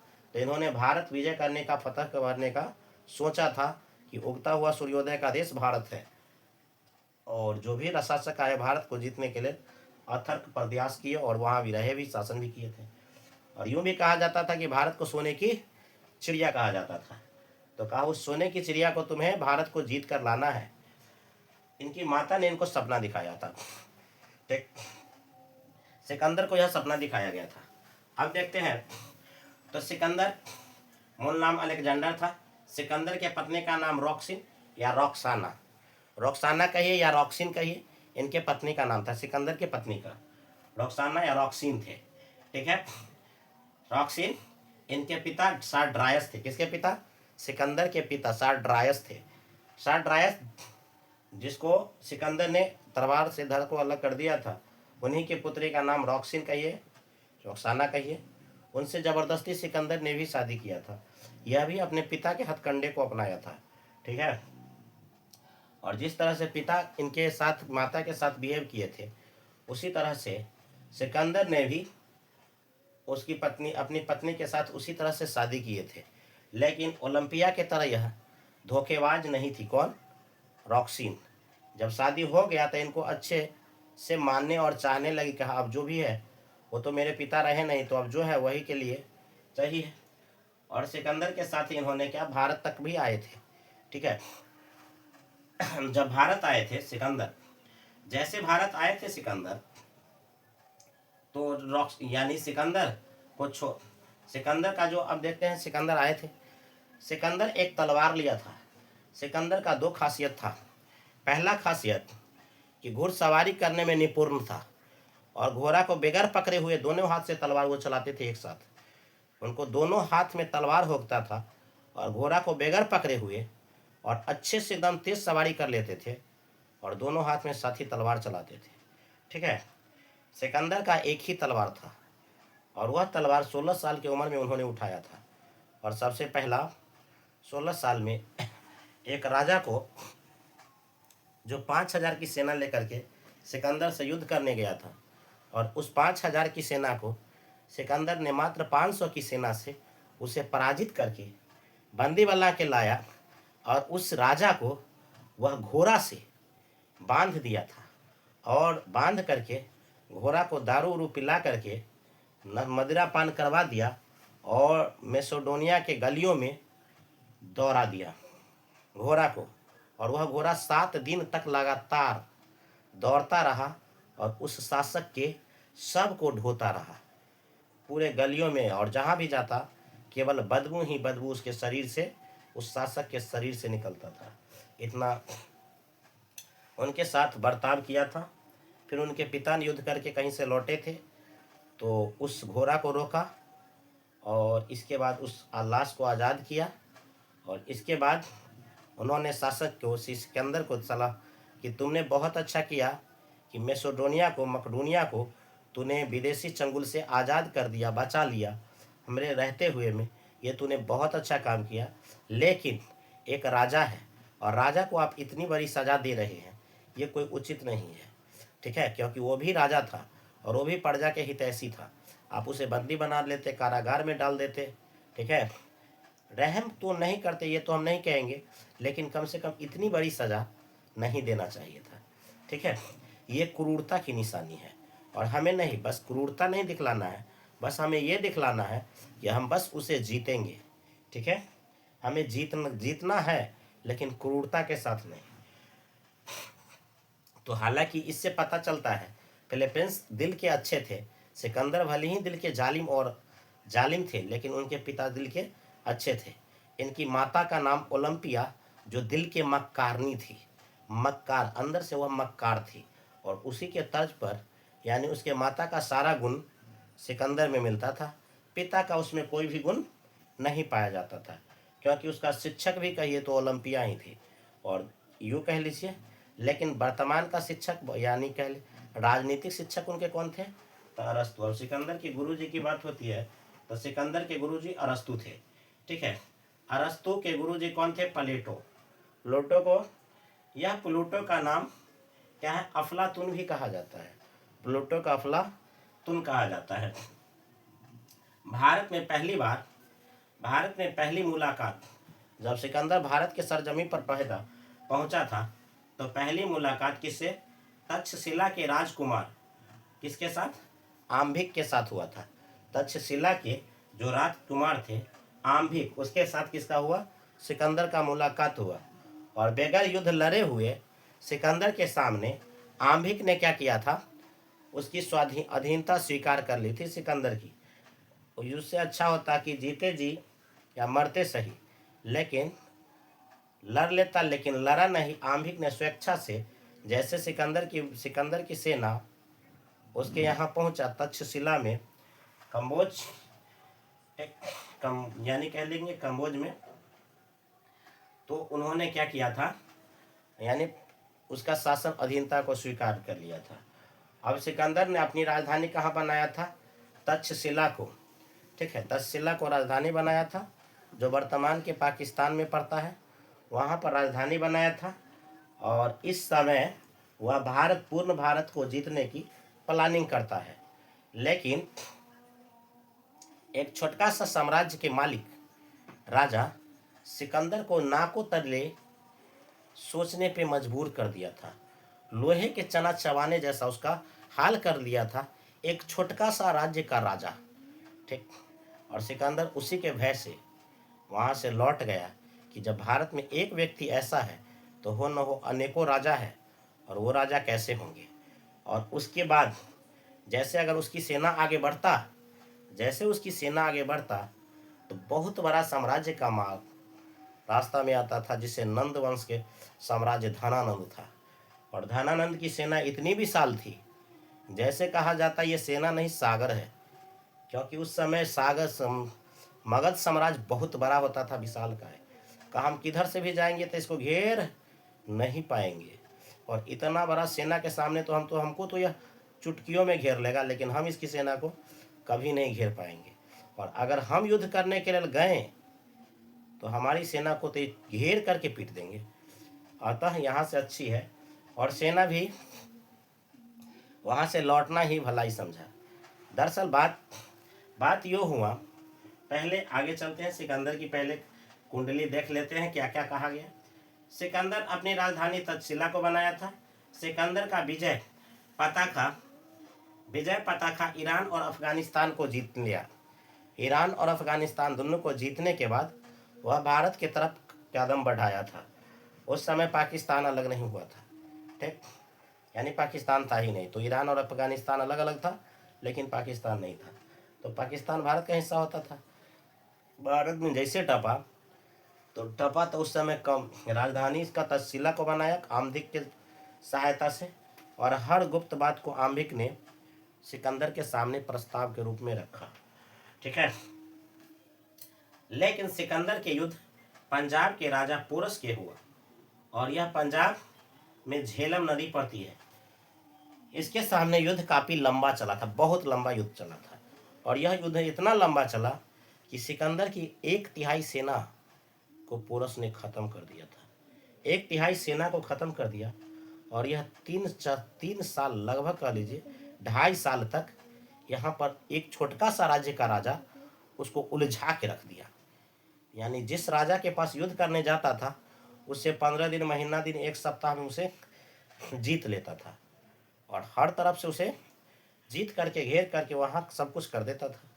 लेकिन यह पोरस एक छोटका सा पंजाब का राजा ही था, और इस छोटका सा सेना लेकर के उसको ऐसा जवाब दिया, कड़ा जवाब दिया कि कहता है, सिकंदर कहता है कि हम लौटे, तुम्हारे साथ अगर दुश्मनी में इतना सीखे हैं, अगर हम दोस्त होते तो शायद आज हम कितना सीख पाते, क्योंकि सबसे ज़्यादा अगर किसी को अगर जानता है तो ये दोस्त, ठीक है। दुश्मन और दोस्त में ये फ़र्क समझाया था सिकंदर और पोरस के बीच की दोस्ती और दुश्मनी। जब तक युद्ध किया एकदम अच्छे से किया, और दोस्ती भी किया तो अच्छे से निभाया था। हालांकि सिकंदर पोरस का वह साम्राज्य लौटा दिया था, पोरस का साम्राज्य लौटा दिया था। कोई कहता है सिकंदर हारा था, कोई कहता है पोरस हारा था, लेकिन वास्तविक में पोरस ही पराजय किया था, हारा था। लेकिन हार के बाद वह साम्राज्य उसको गिफ्ट के तौर पर लौटा दिया, क्योंकि उसके पास सेना अब तो बचा नहीं था। जब पोरस अंतिम समय में युद्ध हारा था तो उस समय मात्र कितना सेना था पोरस के पास? मात्र अपने महल में रहने लायक 50 वो सेना बच गया था, मात्र 50 सेना, और 50 सेना तक वह लड़ता रहा था, ठीक है, और इतना विशाल काय सेना को पराजित कर दिया था, ठीक है। युद्ध काफ़ी लंबा लड़ा था, और सिकंदर की सेना भी हार गई थी, लेकिन पोरस तब तक उसके साथ था, फिर भी वह हार नहीं मान रहा था। सिकंदर लड़ेगा और आगे भी बढ़ेगा, लेकिन चाणक्य ने इनका सिकंदर का दवा अच्छा से किया था। चाणक्य ने क्या किया, एक उनका प्रिय शिष्य हुआ करता था, प्रिय शिष्य का नाम हुआ करता था चंद्रगुप्त मौर्य। देखिए यह है ना चंद्रगुप्त मौर्य, मौर्य वंश के संस्थापक चंद्रगुप्त मौर्य हुआ करता था, ठीक। तो यह चंद्रगुप्त मौर्य जो था, चंद्रगुप्त मौर्य चाणक्य का सबसे प्रिय शिष्य था, ठीक। और यह प्रिय शिष्य ने सिकंदर को सेना में प्रवेश किया, और इस सेना के साथ गुप्त बात सबको पता लगाता था कि कौन बीमार सब है, कौन कौन बीमार है, कौन अस्वस्थ है, ऐसे व्यक्तियों सबको पता लगाता था। और उसका इलाज करने के लिए कौन जाते थे? वैद्य चाणक्य जाते थे, और उसको क्या देता था? जौहर देता था। खाने में दबा देता था जौहर का, जिससे वह मर जाए। ठीक। और कहता था कि भारत देवताओं की भूमि है, देव की भूमि है, यहाँ पर नदी पार करके जो शिव भारत में जाएगा वह मर जाएगा। ठीक है, नदी पार करके मर जाएगा। और इस बात को अफवाह में फैलाया जाता था। अफवाह बहुत तेज होती थी। ठीक है, और कुछ कुछ सेना को, मतलब सिकंदर के सेना में प्रवेश करके और कहता था कि इस नदी को जो पार करता है ना, उससे वह मर जाता है, यह देव की भूमि है। तो कुछ कुछ सेना नहीं मानता था, कुछ सेना कहता हो सकता है। तो जो सेना नहीं मानता था ना, तो कहता था ठीक है, रास्ता में जाता था और भूख लगता था तो जहर वाला दवाई था, खाना था, मिला उला करके उसको खिला उला देता था। ठीक। आए के बाद कहता था चलिए, नदी पार करके कोई कात से चल आए, चल जाता था, वही कात से लौट के आता था। तो एक बार गया, एक बार आया, ठंडा पानी लगा, एक तो ये हो गया। और दोसर का में 2 दिन 3 दिन रहा तो धीरे धीरे जहर खाई ले है से ओकर क्या होता था, एक दिन पार करने, एक दिन अगला दिन पार करके आएगा। तो 2 दिन हुआ, और 2 दिन हुआ, जहर खैले, धीरे धीरे अटैक कर रहा है। 3-4 दिन के बाद वो पहुँचता था, यहाँ पहुँचा कि बीमार। अब जैसे बीमार पड़ जाता था, अब कहता था कि 4-5 दिन होता था तो जहर खा से मरिए जाता था। अब 4-5 दिन पहले कथी खैले पते नहीं रहेगा इंसान को, पता नहीं था। सिकंदर जबरदस्ती कहता था कि नहीं चलो पार करो, जो होगा देखा जाएगा। युद्ध तो करना चाहता था, जो होगा देखा जाएगा, लेकिन उसकी सेना मना कर दिया, नहीं जा सकते। कहा क्यों नहीं जा सकते, तब भारत देवों की भूमि है। ठीक। और सिकंदर की माँ साथ में थी, सिकंदर की पत्नी साथ में थी। सिकंदर का तो सब कुछ साथ था, लेकिन उसके सेना का न माँ थी, न बहन थी, न पत्नी थी, कोई साथ नहीं था। और सेना कहता है कि इतने दिन से हम आपके साथ लड़ रहे हैं, मेरा घर पर क्या हुआ, मेरे पत्नी को क्या हुआ होगा, मेरे बेटे को क्या हुआ होगा, यह कौन जानता है। मेरे बेटे को कोई मार दिया, या जिंदा भी है, इस दुनिया में है भी या नहीं भी, मेसोडेनिया में वह किस तरह है, कौन जानता है। तुम तो अपने माँ और पत्नी को साथ लेके चल रहे हो, लेकिन मेरी माँ और पत्नी, बहन, बेटा, बच्चे सारे के सारे मेसोडेनिया में है। और वह किसके हवाले है तो ऊपर वाला जाने, कि उस देवता ही जाने। इसलिए सिकंदर से भी उसकी सेना सब नाराज और खफा होने लगे थे। सिकंदर ने 2 सेना को लेकर चुना था, एगो सेलूकस था, एगो निकेटर था। सेलूकस और निकेटर, सेलूकस क्या था, थलीय सेना प्रमुख था, जलीय सेना, और निकेटर स्थलीय सेना प्रमुख था। ये दोनों मिलकर के उसके साथ एक हमसफर, सच्चा हमसफर की रिश्तेदारी निभाया था। सिकंदर का जो घोड़ा था ना, सिकंदर वो अपने प्राण से ज़्यादा वह घोड़ा को चाहता था। ठीक है, उस घोड़ा का नाम था क्या, तो घोड़ा का नाम देखिए, सिकंदर के घोड़ा का नाम है, यह है बुके फ्राल। ठीक है, ब्यूस फेरक, यह और क्या कहे तो बाव का फल्ला, ये सब सिकंदर की सेना थी। वाव का फल्ला इसके सिकंदर की सेना थी। ये सारे सेनाओं ने मिल करके और क्या किया था, वहाँ के शासन को यानी सिकंदर को आगे बढ़ाया था। तीनों यानी घोड़ा कह लीजिए, और सफ़ेद रंग का घोड़ा एकदम, और इंसान की तरह वह व्यवहार करता था घोड़ा उसका। एक अपने जीवन का सबसे अहम भूमिका उसके साथ दिया था। सिकंदर के घोड़ा को मारने वाला पोरस था। ठीक, यानी सिकंदर जब घायल हो गया था ना, तो सिकंदर की घोड़ा ने पोरस पर हमला कर दिया था कि उसके मालिक को मार रहा है। घोड़ा बड़ा वफादार होता है, मालिक को मार रहा है, और इसके बाद क्या किया था, उसको घोड़ा को हमला कर दिया था। ठीक, जिसके कारण सिकंदर तो घायल था ही, पोरस ने एक भाला निकाला लिया और उस घोड़े को गला में भोंक दिया था, जिससे उसकी घोड़ा की मौत हो गई थी। और तय के बाद इसके बाद वह लौटा था। क्यों, ऐसा रीजन देखो, सिकंदर ने एक गेम चाल चली थी, और उस चाल में उसकी माता को शिकार बना दिया था। यानी आम्भिक के द्वारा सिकंदर की यानी पोरस के माता को मरवा दिया था। ठीक, और कहा तुम यहाँ हो तो तुम्हारे घर परिवार और तुम्हारी माता कहाँ है। आज तुम्हारी माता की देहांत हो चुका है, वो मर चुका है, तुम मेरे साथ युद्ध में व्यस्त हो, और मैं तब तक नहीं जाने दूंगा तुमको जब तक तुम्हारा माता मर न जाए। और उसकी माता मर चुका था, अब वह जाने के लिए आतुर था, तो जल्दी जल्दी में युद्ध निपटाने के चक्कर में उसको घायल कर दिया सिकंदर को। सिकंदर जब घायल हो गया तो घोड़ा हमला किया तो इसको रहा नहीं गया, और एक भाला उठाया, घोड़ा को गला में भोंक दिया, घोड़ा क्या हो गया, मर गया, घोड़ा मर गया। और इसके बाद सिकंदर, पोरस की माता मर गई। अब पोरस अपने माता के पास गया, सिकंदर घोड़ा के पास बैठकर रोने लगा। कहता है बहुत ज़्यादा सिकंदर अपने घोड़ा के लिए रोया था। कोई भी सेना उसका मरा था ना, जिसके लिए वह उतना नहीं रोया था जितना वह अपने घोड़ा के लिए रोया था, क्योंकि वह बेचारा निर्दोष जीव अपने मालिक का निस्वार्थ भाव से सेवा करता था और बहुत ज़्यादा रोया था। इसके बाद घोड़ा मर गया था। अंततः अब युद्ध भयानक हुई और पोरस की हार हुई, सिकंदर की जीत हुई। और इससे प्रभावित होकर के सिकंदर से दोस्ती किया और यहाँ से लौट चला। सिकंदर कहाँ से लौटा था, पोरस के साम्राज्य को जीतने के बाद वहीं से लौट गया था और धनानंद के साम्राज्य में नहीं टपा था, ठीक है। और वहाँ से लौटने के बाद 323 ईसा पूर्व में ही सिकंदर की जहर इतना शरीर में बढ़ जाता है कि जहर के कारण, माता तो उसकी जहर देती थी, जहर के कारण उसके रास्ते में ही मृत्यु हो जाती है। हालांकि वो अपने माता को पहले ही भिजवा देती है मैसेडोनिया और उसकी पत्नी उसके साथ जाती है, लेकिन माता वहाँ जब मैसेडोनिया पहुँचती है तब तक यह ईरान में ही, ईरान यानी ईरान से इराक होते हुए जाती है। इराक में ही क्या होती है, इनकी निधन हो जाती है। लेकिन जाते मरने से पहले सिकंदर एक कहता था कि दुनिया को तो मैं जीत लिया, लेकिन अपने मौत को नहीं जीत सका था।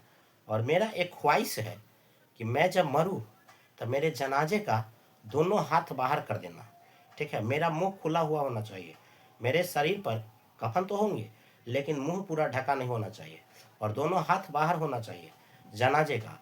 और मेरे द्वारा जो भी संपत्ति अर्जित किया गया है, मेरे यहाँ से जहाँ पर मेरा जनाजा दफन होगा वहाँ तक पूरे को क्या कर दिया जाना चाहिए, उस जवारात को बिछा दिया जाए। यह सिकंदर ने कहा था। क्यों?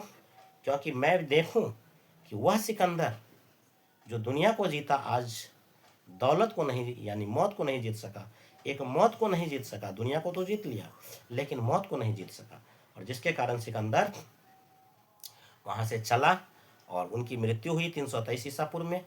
और उसके रास्ते में अनेकों दौलत बिछा दिया गया, उनके द्वारा जितना अर्जित संपत्ति था, और उनकी मृत्यु हो गई थी। दर्दनाक मृत्यु हुई थी, बहुत ज़्यादा, ठीक है। और जैसे उनकी मृत्यु हुई, दुनिया चैन की सांस लिया था। उनकी मृत्यु के बाद सेना सेल्यूकस और निकेटर फिर भारत की तरफ लौटता है और वह कहता है कुछ तो गड़बड़ हुआ था कि सेना वहाँ भारत जाने से मना कर दिया था। वह कहा नहीं, हम तो देखेंगे, भारत फिर से जाएंगे। और जैसे मरा सिकंदर के बाद उसकी सेना, कौन कौन, सेल्यूकस निकेटर फिर से लौटा भारत की तरफ। सात सेल्यूकस ने फिर से भारत लौटा। तो आज की वीडियो में हम इतना ही बात करेंगे, तब तक बने रहिए और इसे देखते रहिए। सिकंदर से जुड़ी रिलेटेड जानकारी आपको दिया गया है और अगले बार हम चर्चा करेंगे मौर्य वंश पर। जो मौर्य वंश का वीडियो काफ़ी लंबा हो चुका है, इसे आप देख लीजिएगा और अपनी प्रतिक्रिया दीजिए, ठीक है। आप सपोर्ट करते हैं तो थोड़ा हमको, या हम कहिए इस चैनल के माध्यम से हमें खुशी होती है, और खुशी होती है तो हम कंटेंट बना के आप तक यह पहुंचाया करते थे, और यह आपके लिए भी हेल्पफुल होने वाला है। सिकंदर से क्वेश्चन 9 आया ऐसा हुआ नहीं है, और सिकंदर से क्वेश्चन हर बार रहता है, हर एग्जाम में होती है, ठीक है। मौर्य वंश से क्वेश्चन 9 आया ऐसा हुआ नहीं है, ठीक है। तो हिस्ट्री जब भी पढ़ेंगे तो मौर्य वंश को शायद कोई भूलेगा, ठीक है। तो आइए आज हम चर्चा कर रहे हैं इंडियन हिस्ट्री, भारतीय संविधान के, और इसमें हम कवर कर रहे हैं अभी हम देख रहे हैं क्या, चाणक्य की नीतियाँ आज देखेंगे। और चर्चा में हम चौथे वंश के तरफ चल रहे हैं। पहला हर्यक वंश, दूसरा शिशुनाग वंश, नंद वंश और मौर्य वंश। तो ये चार वंश में चौथा वंश आज मौर्य वंश का द्वितीय शासक बिंबिसार को लिया है। उससे पहले हम जानते हैं चाणक्य के बारे में। अगर हम सब्जेक्ट कोई भी पढ़े लेकिन चाणक्य की नीति उसमें न आए तो ऐसा वो पढ़ाई हुआ ही नहीं है। चाहे राजनीति पढ़िए, चाहे आप हिस्ट्री पढ़िए, चाहे अर्थशास्त्र पढ़िए या व्यापार पढ़िए, चाणक्य हर तरह से अपना नॉलेज उसमें दे रखा है। चाणक्य के नीति अनुसार कहा कि जब हमारा शरीर को संचालन करने के लिए 7 इसका विशेष होता है, 7 अंग और शरीर उस पर निर्भर होती है, कार्य करता है, तो उसी प्रकार से एक राज्य भी चलाने के लिए 7 विशेष अधिकारी होंगे, प्रभारी होंगे और कार्यकारी होंगे, कार्य और करने वाले व्यापक लोग होंगे। तो उसी तरह से जिस प्रकार हमारा शरीर चलता है, उसी तरह राज्य का भी 7 गो अंग होता है। शरीर के 7 अंग, उसी प्रकार से राज्य के 7 अंग है। जिस तरह से इस तरफ मेरा क्या है, शरीर के अंग है, उसी प्रकार से उस तरफ राज्य के अंग है। पहला नंबर में देखेंगे तो एक राजा होता है और एक स्वामी होता है। राजा कहिएगा तो राजा को हम स्वामी या राजा कहेंगे, और इसको चलाने के लिए सबसे पहले क्या होता है, सिर। जिस तरह राजा होता है निर्णय लेने के लिए, उसी तरह से हमारे बॉडी में निर्णय लेने के लिए सिर होता है, जो हर काम को क्या करता है, निर्णय लेते हैं। अब आगे देखेंगे, दूसरा नंबर पर आ जाता है मंत्री। क्या आते हैं, मंत्री आते हैं। तो मंत्री यानी अमात्य, जिसको क्या करते हैं, अपनी प्रतिक्रिया देते हैं। तो उसी तरह से क्या कहा गया है, ये आँख होती है। आंखें क्या होती हैं, तो ये भी अपनी प्रतिक्रिया देती है कि क्या करने को, वहाँ पे फलना काम या कोई ऐसे कार्य डिस्टर्ब हो रहा है, उसे करना चाहिए। तो ये संचालन आँख ही करता है। जनपद, जनपद कहेंगे क्षेत्र या जनसंख्या होती है। इसको संचालन करने के लिए कहीं आवाजाही का साधन के लिए जनपद होते हैं, तो वह हमारे पैर का काम करता है। जिस तरह से दुर्ग, दुर्ग मतलब किला होता है, सुरक्षा कवच होता है। तो हमारा सुरक्षा कवच कौन है, तो सबसे बड़ा सुरक्षा कवच हमारी हाथ है, बाजू। ठीक है, हमारे बाजू हर सुरक्षा कवच करता है, हमारे शरीर को हर सुरक्षा देती है। ठीक है, इसके बाद दंड यानी कहेंगे, पहले कहेंगे कोष। कोष का मतलब होता है धन।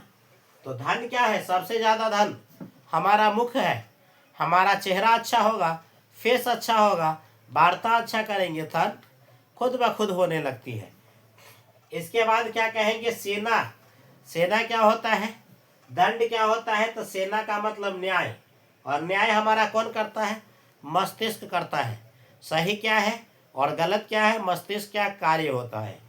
ठीक है, इसके बाद कहते हैं मित्र। मित्र क्या मतलब क्या होता है, सहयोगी होते हैं। वह क्या करते हैं, हमारा सहयोग करते हैं। ठीक, तो इसको बांटा गया है। अब आगे कहते हैं, तो इसमें हम चर्चा कर लेते हैं आगे।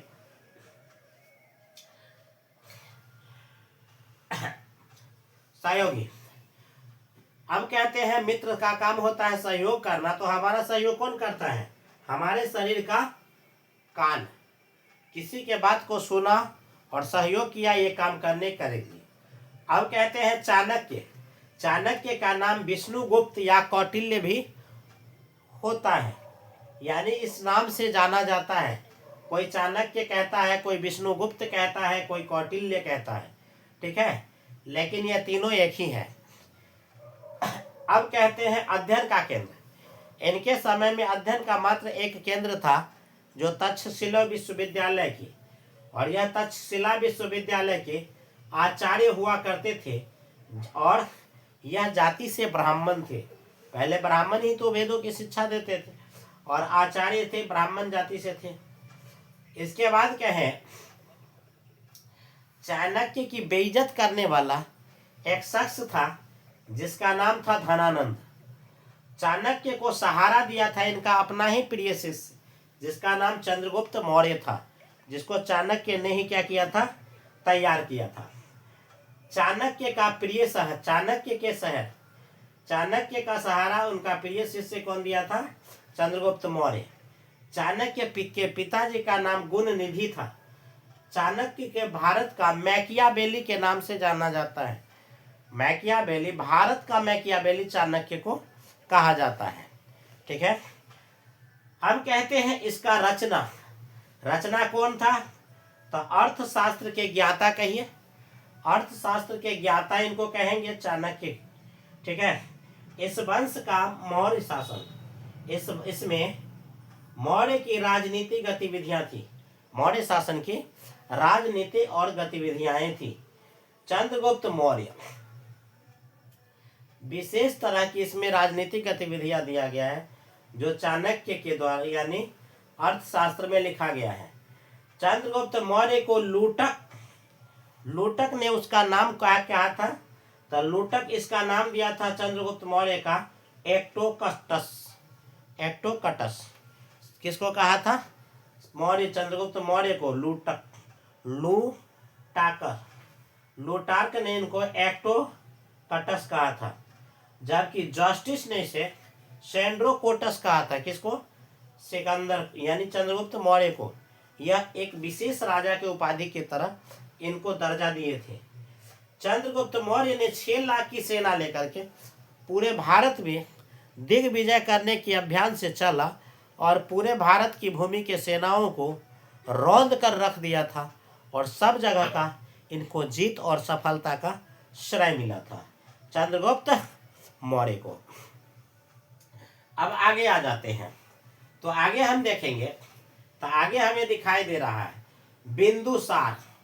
ठीक है, बिंदुसार यह काफी क्या थे, यानी बिंदुसार यह एक योग्य राजा भी थे और इनका अर्थ होता है शत्रुओं को नाश करने वाला या शत्रु विनाशक कहिए। ये शत्रु विनाशक थे। कौन? बिंदुसार।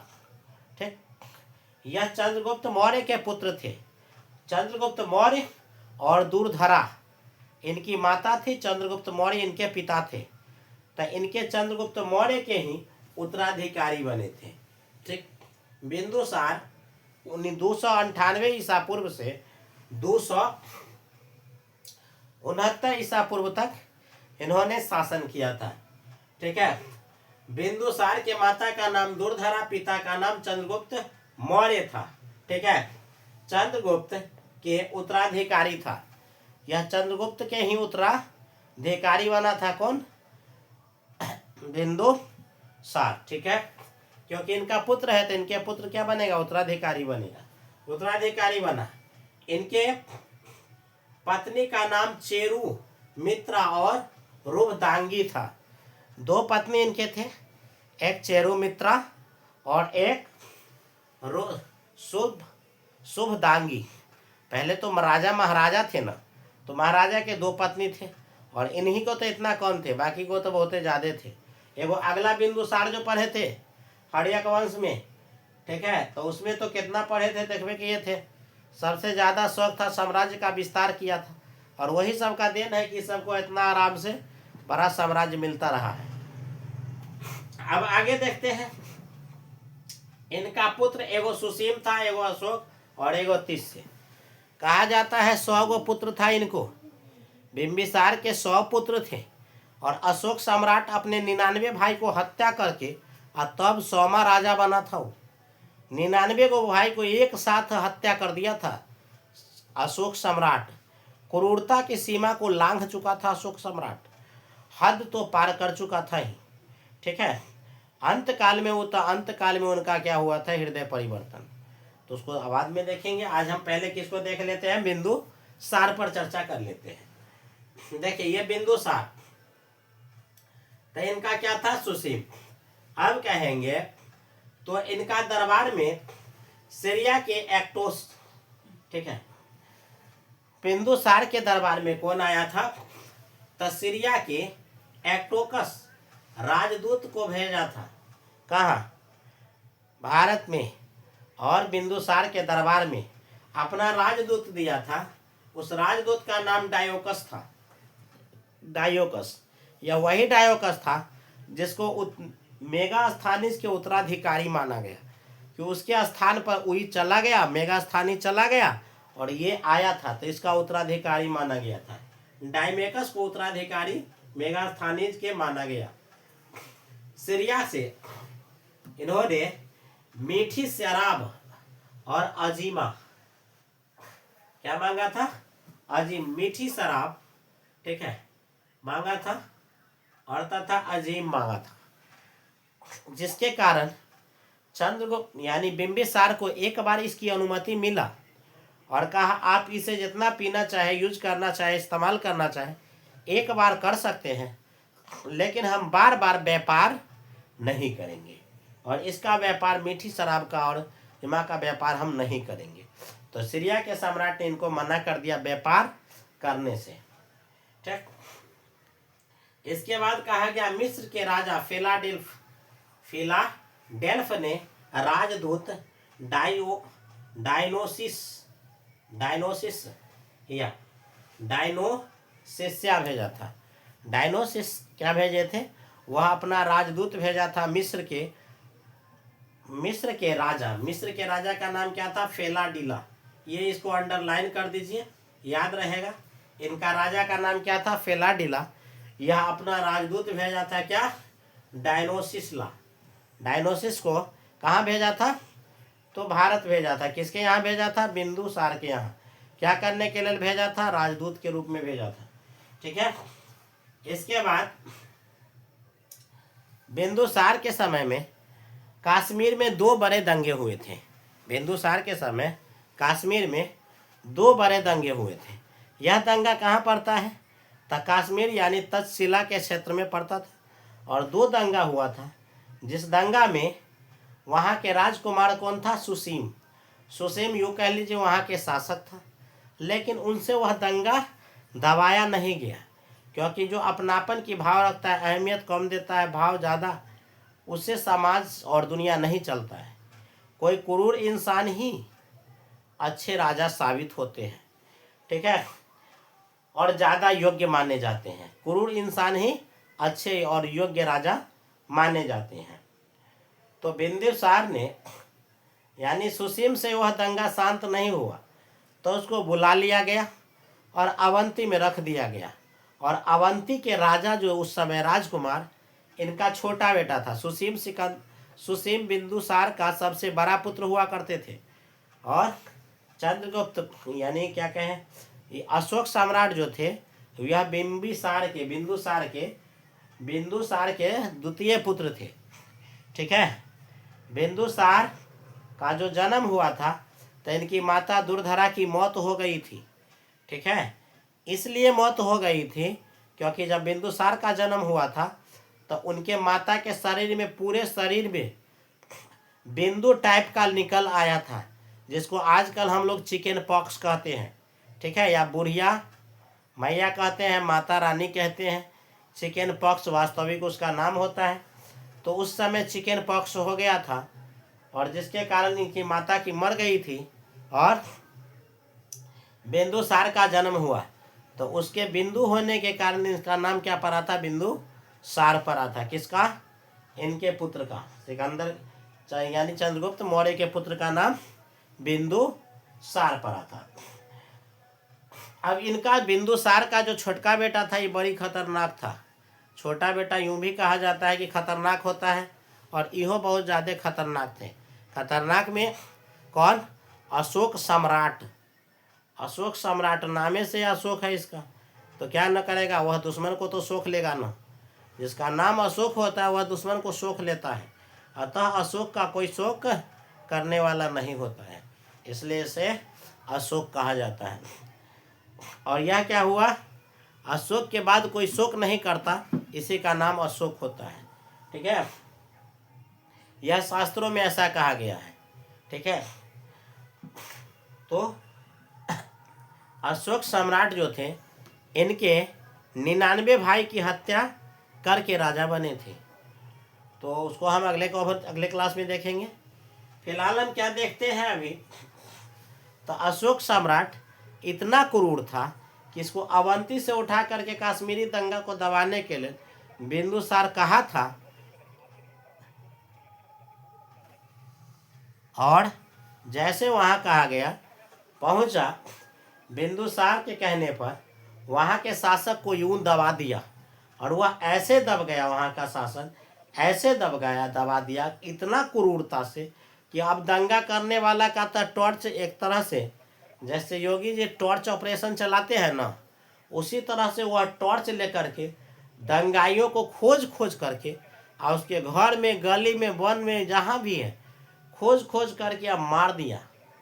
खोज करके मार दिए थे, और एक भी दंगाई बचा नहीं। ठीक है, और वैसे भी सदियों से रहा है कश्मीर दंगाइयों का अड्डा रहा है, क्योंकि मेजोरिटी में वहाँ क्या है, कश्मीर कहिए पाकिस्तान कहिए, मेजोरिटी में वहाँ मुसलमान हैं, और जहाँ मुसलमान होता है वहाँ दंगा कोई बड़ी बात नहीं होती है। दंगा हमेशा कहाँ होता है, जहाँ मुसलमान होता है। अब रीजन कहिएगा ये ऐसा क्यों होता है, क्योंकि ऐसा इसलिए होता है क्योंकि जब भी ज्ञान की कमी होगी तहाँ लोग विवाद ज़्यादा करेंगे। विवाद वहीं पर कम होता है जहाँ पर लोग इग्नोर करके चलते हैं। इग्नोर का मतलब होता है कि मोटा मोटी बात को समाप्त करके चलते हैं, और थोड़ी सी बात के लिए जो विवाद खड़ा कर दे वहाँ पर दंगा होना कोई बड़ी बात नहीं होती है। इसलिए अशोक सम्राट के शासनकाल से ही, उससे भी पहले से, तक्षशिला आज से नहीं सदियों से है, और तक्षशिला में आंभिक हुआ, सिकंदर आया, चाहे पोरस हुआ, हमेशा से अशांत जगह रहा है उस समय से। ठीक है, आज से लगभग 2500 साल पहले, 2500-3000 साल पहले की बात है। उस समय भी वह क्या था, तो उस समय भी यानी 2500-2600 साल पहले भी वहाँ दंगा हुए थे, और आज भी दंगा वहाँ हो रहे हैं। और दंगा पता नहीं कब होंगे, ख़त्म होंगे, लेकिन आने वाले भविष्य दिनों में भी वहाँ दंगा का रेशियो कमेगा नहीं। इसलिए कहा जाता है कोई चलाता रहा पत्थर, हटा कहीं से 370। ठीक है, ये कहने के बात है, और ये वास्तविक बात है कि पत्थर की मार और लाठी की मार से सबसे बड़ी मार कलम की मार होती है। अंग्रेज ने आया था कलम से मारने, और कलम से ऐसा मार के गया कि हम लोग की मानसिकता को बदल दिया, और कहता है तुम हथियार से हमें मार रहे हो और हम तुम्हें ज्ञान से मारेंगे। और ज्ञान से पूरे भारत को मिला करके, पूरे भारत को नौकर बना के 350 साल तक शासन किया। और जो भारत सोने की चिड़िया कहा जाता था, उस सोने की चिड़िया के इतने पंखे नोचे, इतने पंखा नोचा कि अब चिड़िया उड़ने लायक भी यह भारत का चिड़िया नहीं रहा। और भारत के सारे चिड़िया को लूट करके, यह सोने की चिड़िया को एक एक पंखा नोट करके ले गया, और इनके शरीर में केवल यहाँ सोना के नाम पर खाल रह गया। सोने की चिड़िया के जगह पंख तो चली गई, अब केवल खाल रह गया। खाल के रूप में हम इंसान रह गए। भारत में आज अगर कुछ है तो क्या है, केवल मानव है, और मानव में अगर है तो क्या है, बेरोजगार है। ठीक, क्योंकि दुनिया को अगर लेबर की ज़रूरत होगा तो लेबर भारत का होगा। दुनिया में तमाम काम के लिए जाने जाते हैं भारत। लेबर सबसे ज़्यादा लेबर कहाँ, तो हमारे भारत में उपलब्ध है। भारत में बेरोजगारी, जनसंख्या, ये तीनों चरमों उत्कर्ष पर है, और इसका देन हम भारतीय खुद हैं। खैर आगे आते हैं, तो ये क्या है, कश्मीरी दंगा के बारे में। ठीक है, कश्मीरी दंगा में चंद्रगुप्त यानी अशोक सम्राट गया, और यूं ही दबा करके, क्रूरता के साथ दबा दिया था, और लौट करके कहाँ आ गए थे, भारत आ गए थे। भारत आए यानी कहा, बिंबिसार संदेश भेजवा दिया अपने पिता के पास। क्या पिता के पास संदेश भेजवाए, कहा कि आप जाइए और ये क्या कीजिए, जश्न मनाइए, यहाँ का दंगा समाप्त हो गया। ठीक है, छोटा बेटा अशोक सम्राट जो अवंती के साम्राज्य था, अशोक ने इसका नेतृत्व शिला को क्रूरता के साथ दबा दिया था। अब बिंबिसार को देखिए, बिंबिसार आजीवक संप्रदाय को मानते थे, आजीवक संप्रदाय को बिंबिसार मानते थे। इसे शत्रु विनाशक कहा जाता था, बिंबिसार को शत्रु का विनाशक कहा जाता था। इनका अंत क्या है, तो इनका नाम भद्रसार कहा गया, इनका भद्रसार नाम पड़ा था। जो शत्रु को विनाश करता है, यानी भद्र, शत्रु के विनाशक को भद्र रूप कहा जाता है। ठीक है, वह भद्र का रूप धारण किया था, इसलिए भद्र रूपक कहा जाता था। यह जैन धर्म में इसे सिंहसेन, जैन धर्म में इसका नाम दिया था, सिंहसेन कहा गया था। ठीक है, अपने शासन में इन्होंने क्या किया था, अपने शासन के क्षेत्र में इसका विस्तार नहीं बल्कि सफलतापूर्वक रहा। इसका शासन विस्तार तो नहीं हुआ लेकिन शासन एकदम सफल शासन किया था, क्योंकि क्षेत्र तो बहुत बड़ा ही था लेकिन उसे संभालना भी एक बड़ी बात होती है, और यह उस क्षेत्र को बड़ी बात होती है जिसे यह अच्छे से संभाले थे, संचालन किया। इसके इतिहास में इसके पिता का पुत्र या पुत्र का पिता नाम दिया था, ठीक है, इसके उपमा दिया था। और इस वंश का अगला शासक अशोक हुआ था, जो कि 99 भाइयों को हत्या करके राजा बना था, क्योंकि ये किसी गुप्तचर के द्वारा कहा गया कि तुम्हारी माता को तुम्हारे भाइयों ने हत्या कर दिया। वह आया गुस्से में आग बबूला होते हुए, आओ देखा न ताओ, और 99 भाई को फिनिश कर दिया, जिसके कारण क्या हुआ, ऐसा कोई पहली बार हुआ कि 99 भाई को मार करके राजा बना था। कौन? यही अशोक सम्राट थे, जिसको अशोक सम्राट कहा जाता है। राजाओं के राजा जो होता है उसे महाराजा कहते हैं, और उस समय महाराजा और महाराजाओं में एक महाराजा थे, ये अशोक सम्राट थे, सम्राटों के सम्राट थे ये। तो आज हमने बात किया कौन? मौर्य वंश के द्वितीय शासक बिंदुसार के बारे में। अब अगले क्लास में हम एक अगले शीर्षक को लेके आएंगे जिसका नाम होगा चंद अशोक, और अशोक का हृदय परिवर्तन, अशोक का शासन, क्रूरता, प्रेमता, शालीनता, बौद्ध और संगीत, ये सारे पर हम अगले क्लास में चर्चा करेंगे। तब तक के लिए इसका आप एक स्क्रीनशॉट ले लीजिए और इसे ज़रूर देखा कीजिए, एक बार इसे लिख लिया कीजिए कॉपी में नोट्स बना करके, और लिखने के बाद इसे देख लीजिए। आपको हद तक इंटर एग्ज़ाम हो, कॉम्पिटिटिव एग्ज़ाम हो, या फिर आप ग्रेजुएशन का एग्ज़ाम दे रहे हैं, पेपर ऑनर्स पेपर में आ जाए भी तो मेजर पेपर में ज़रूर आएंगे। तो इसलिए कहा जाता है कि इतिहास पढ़े और मौर्य वंश न आए, ऐसा हुआ नहीं है।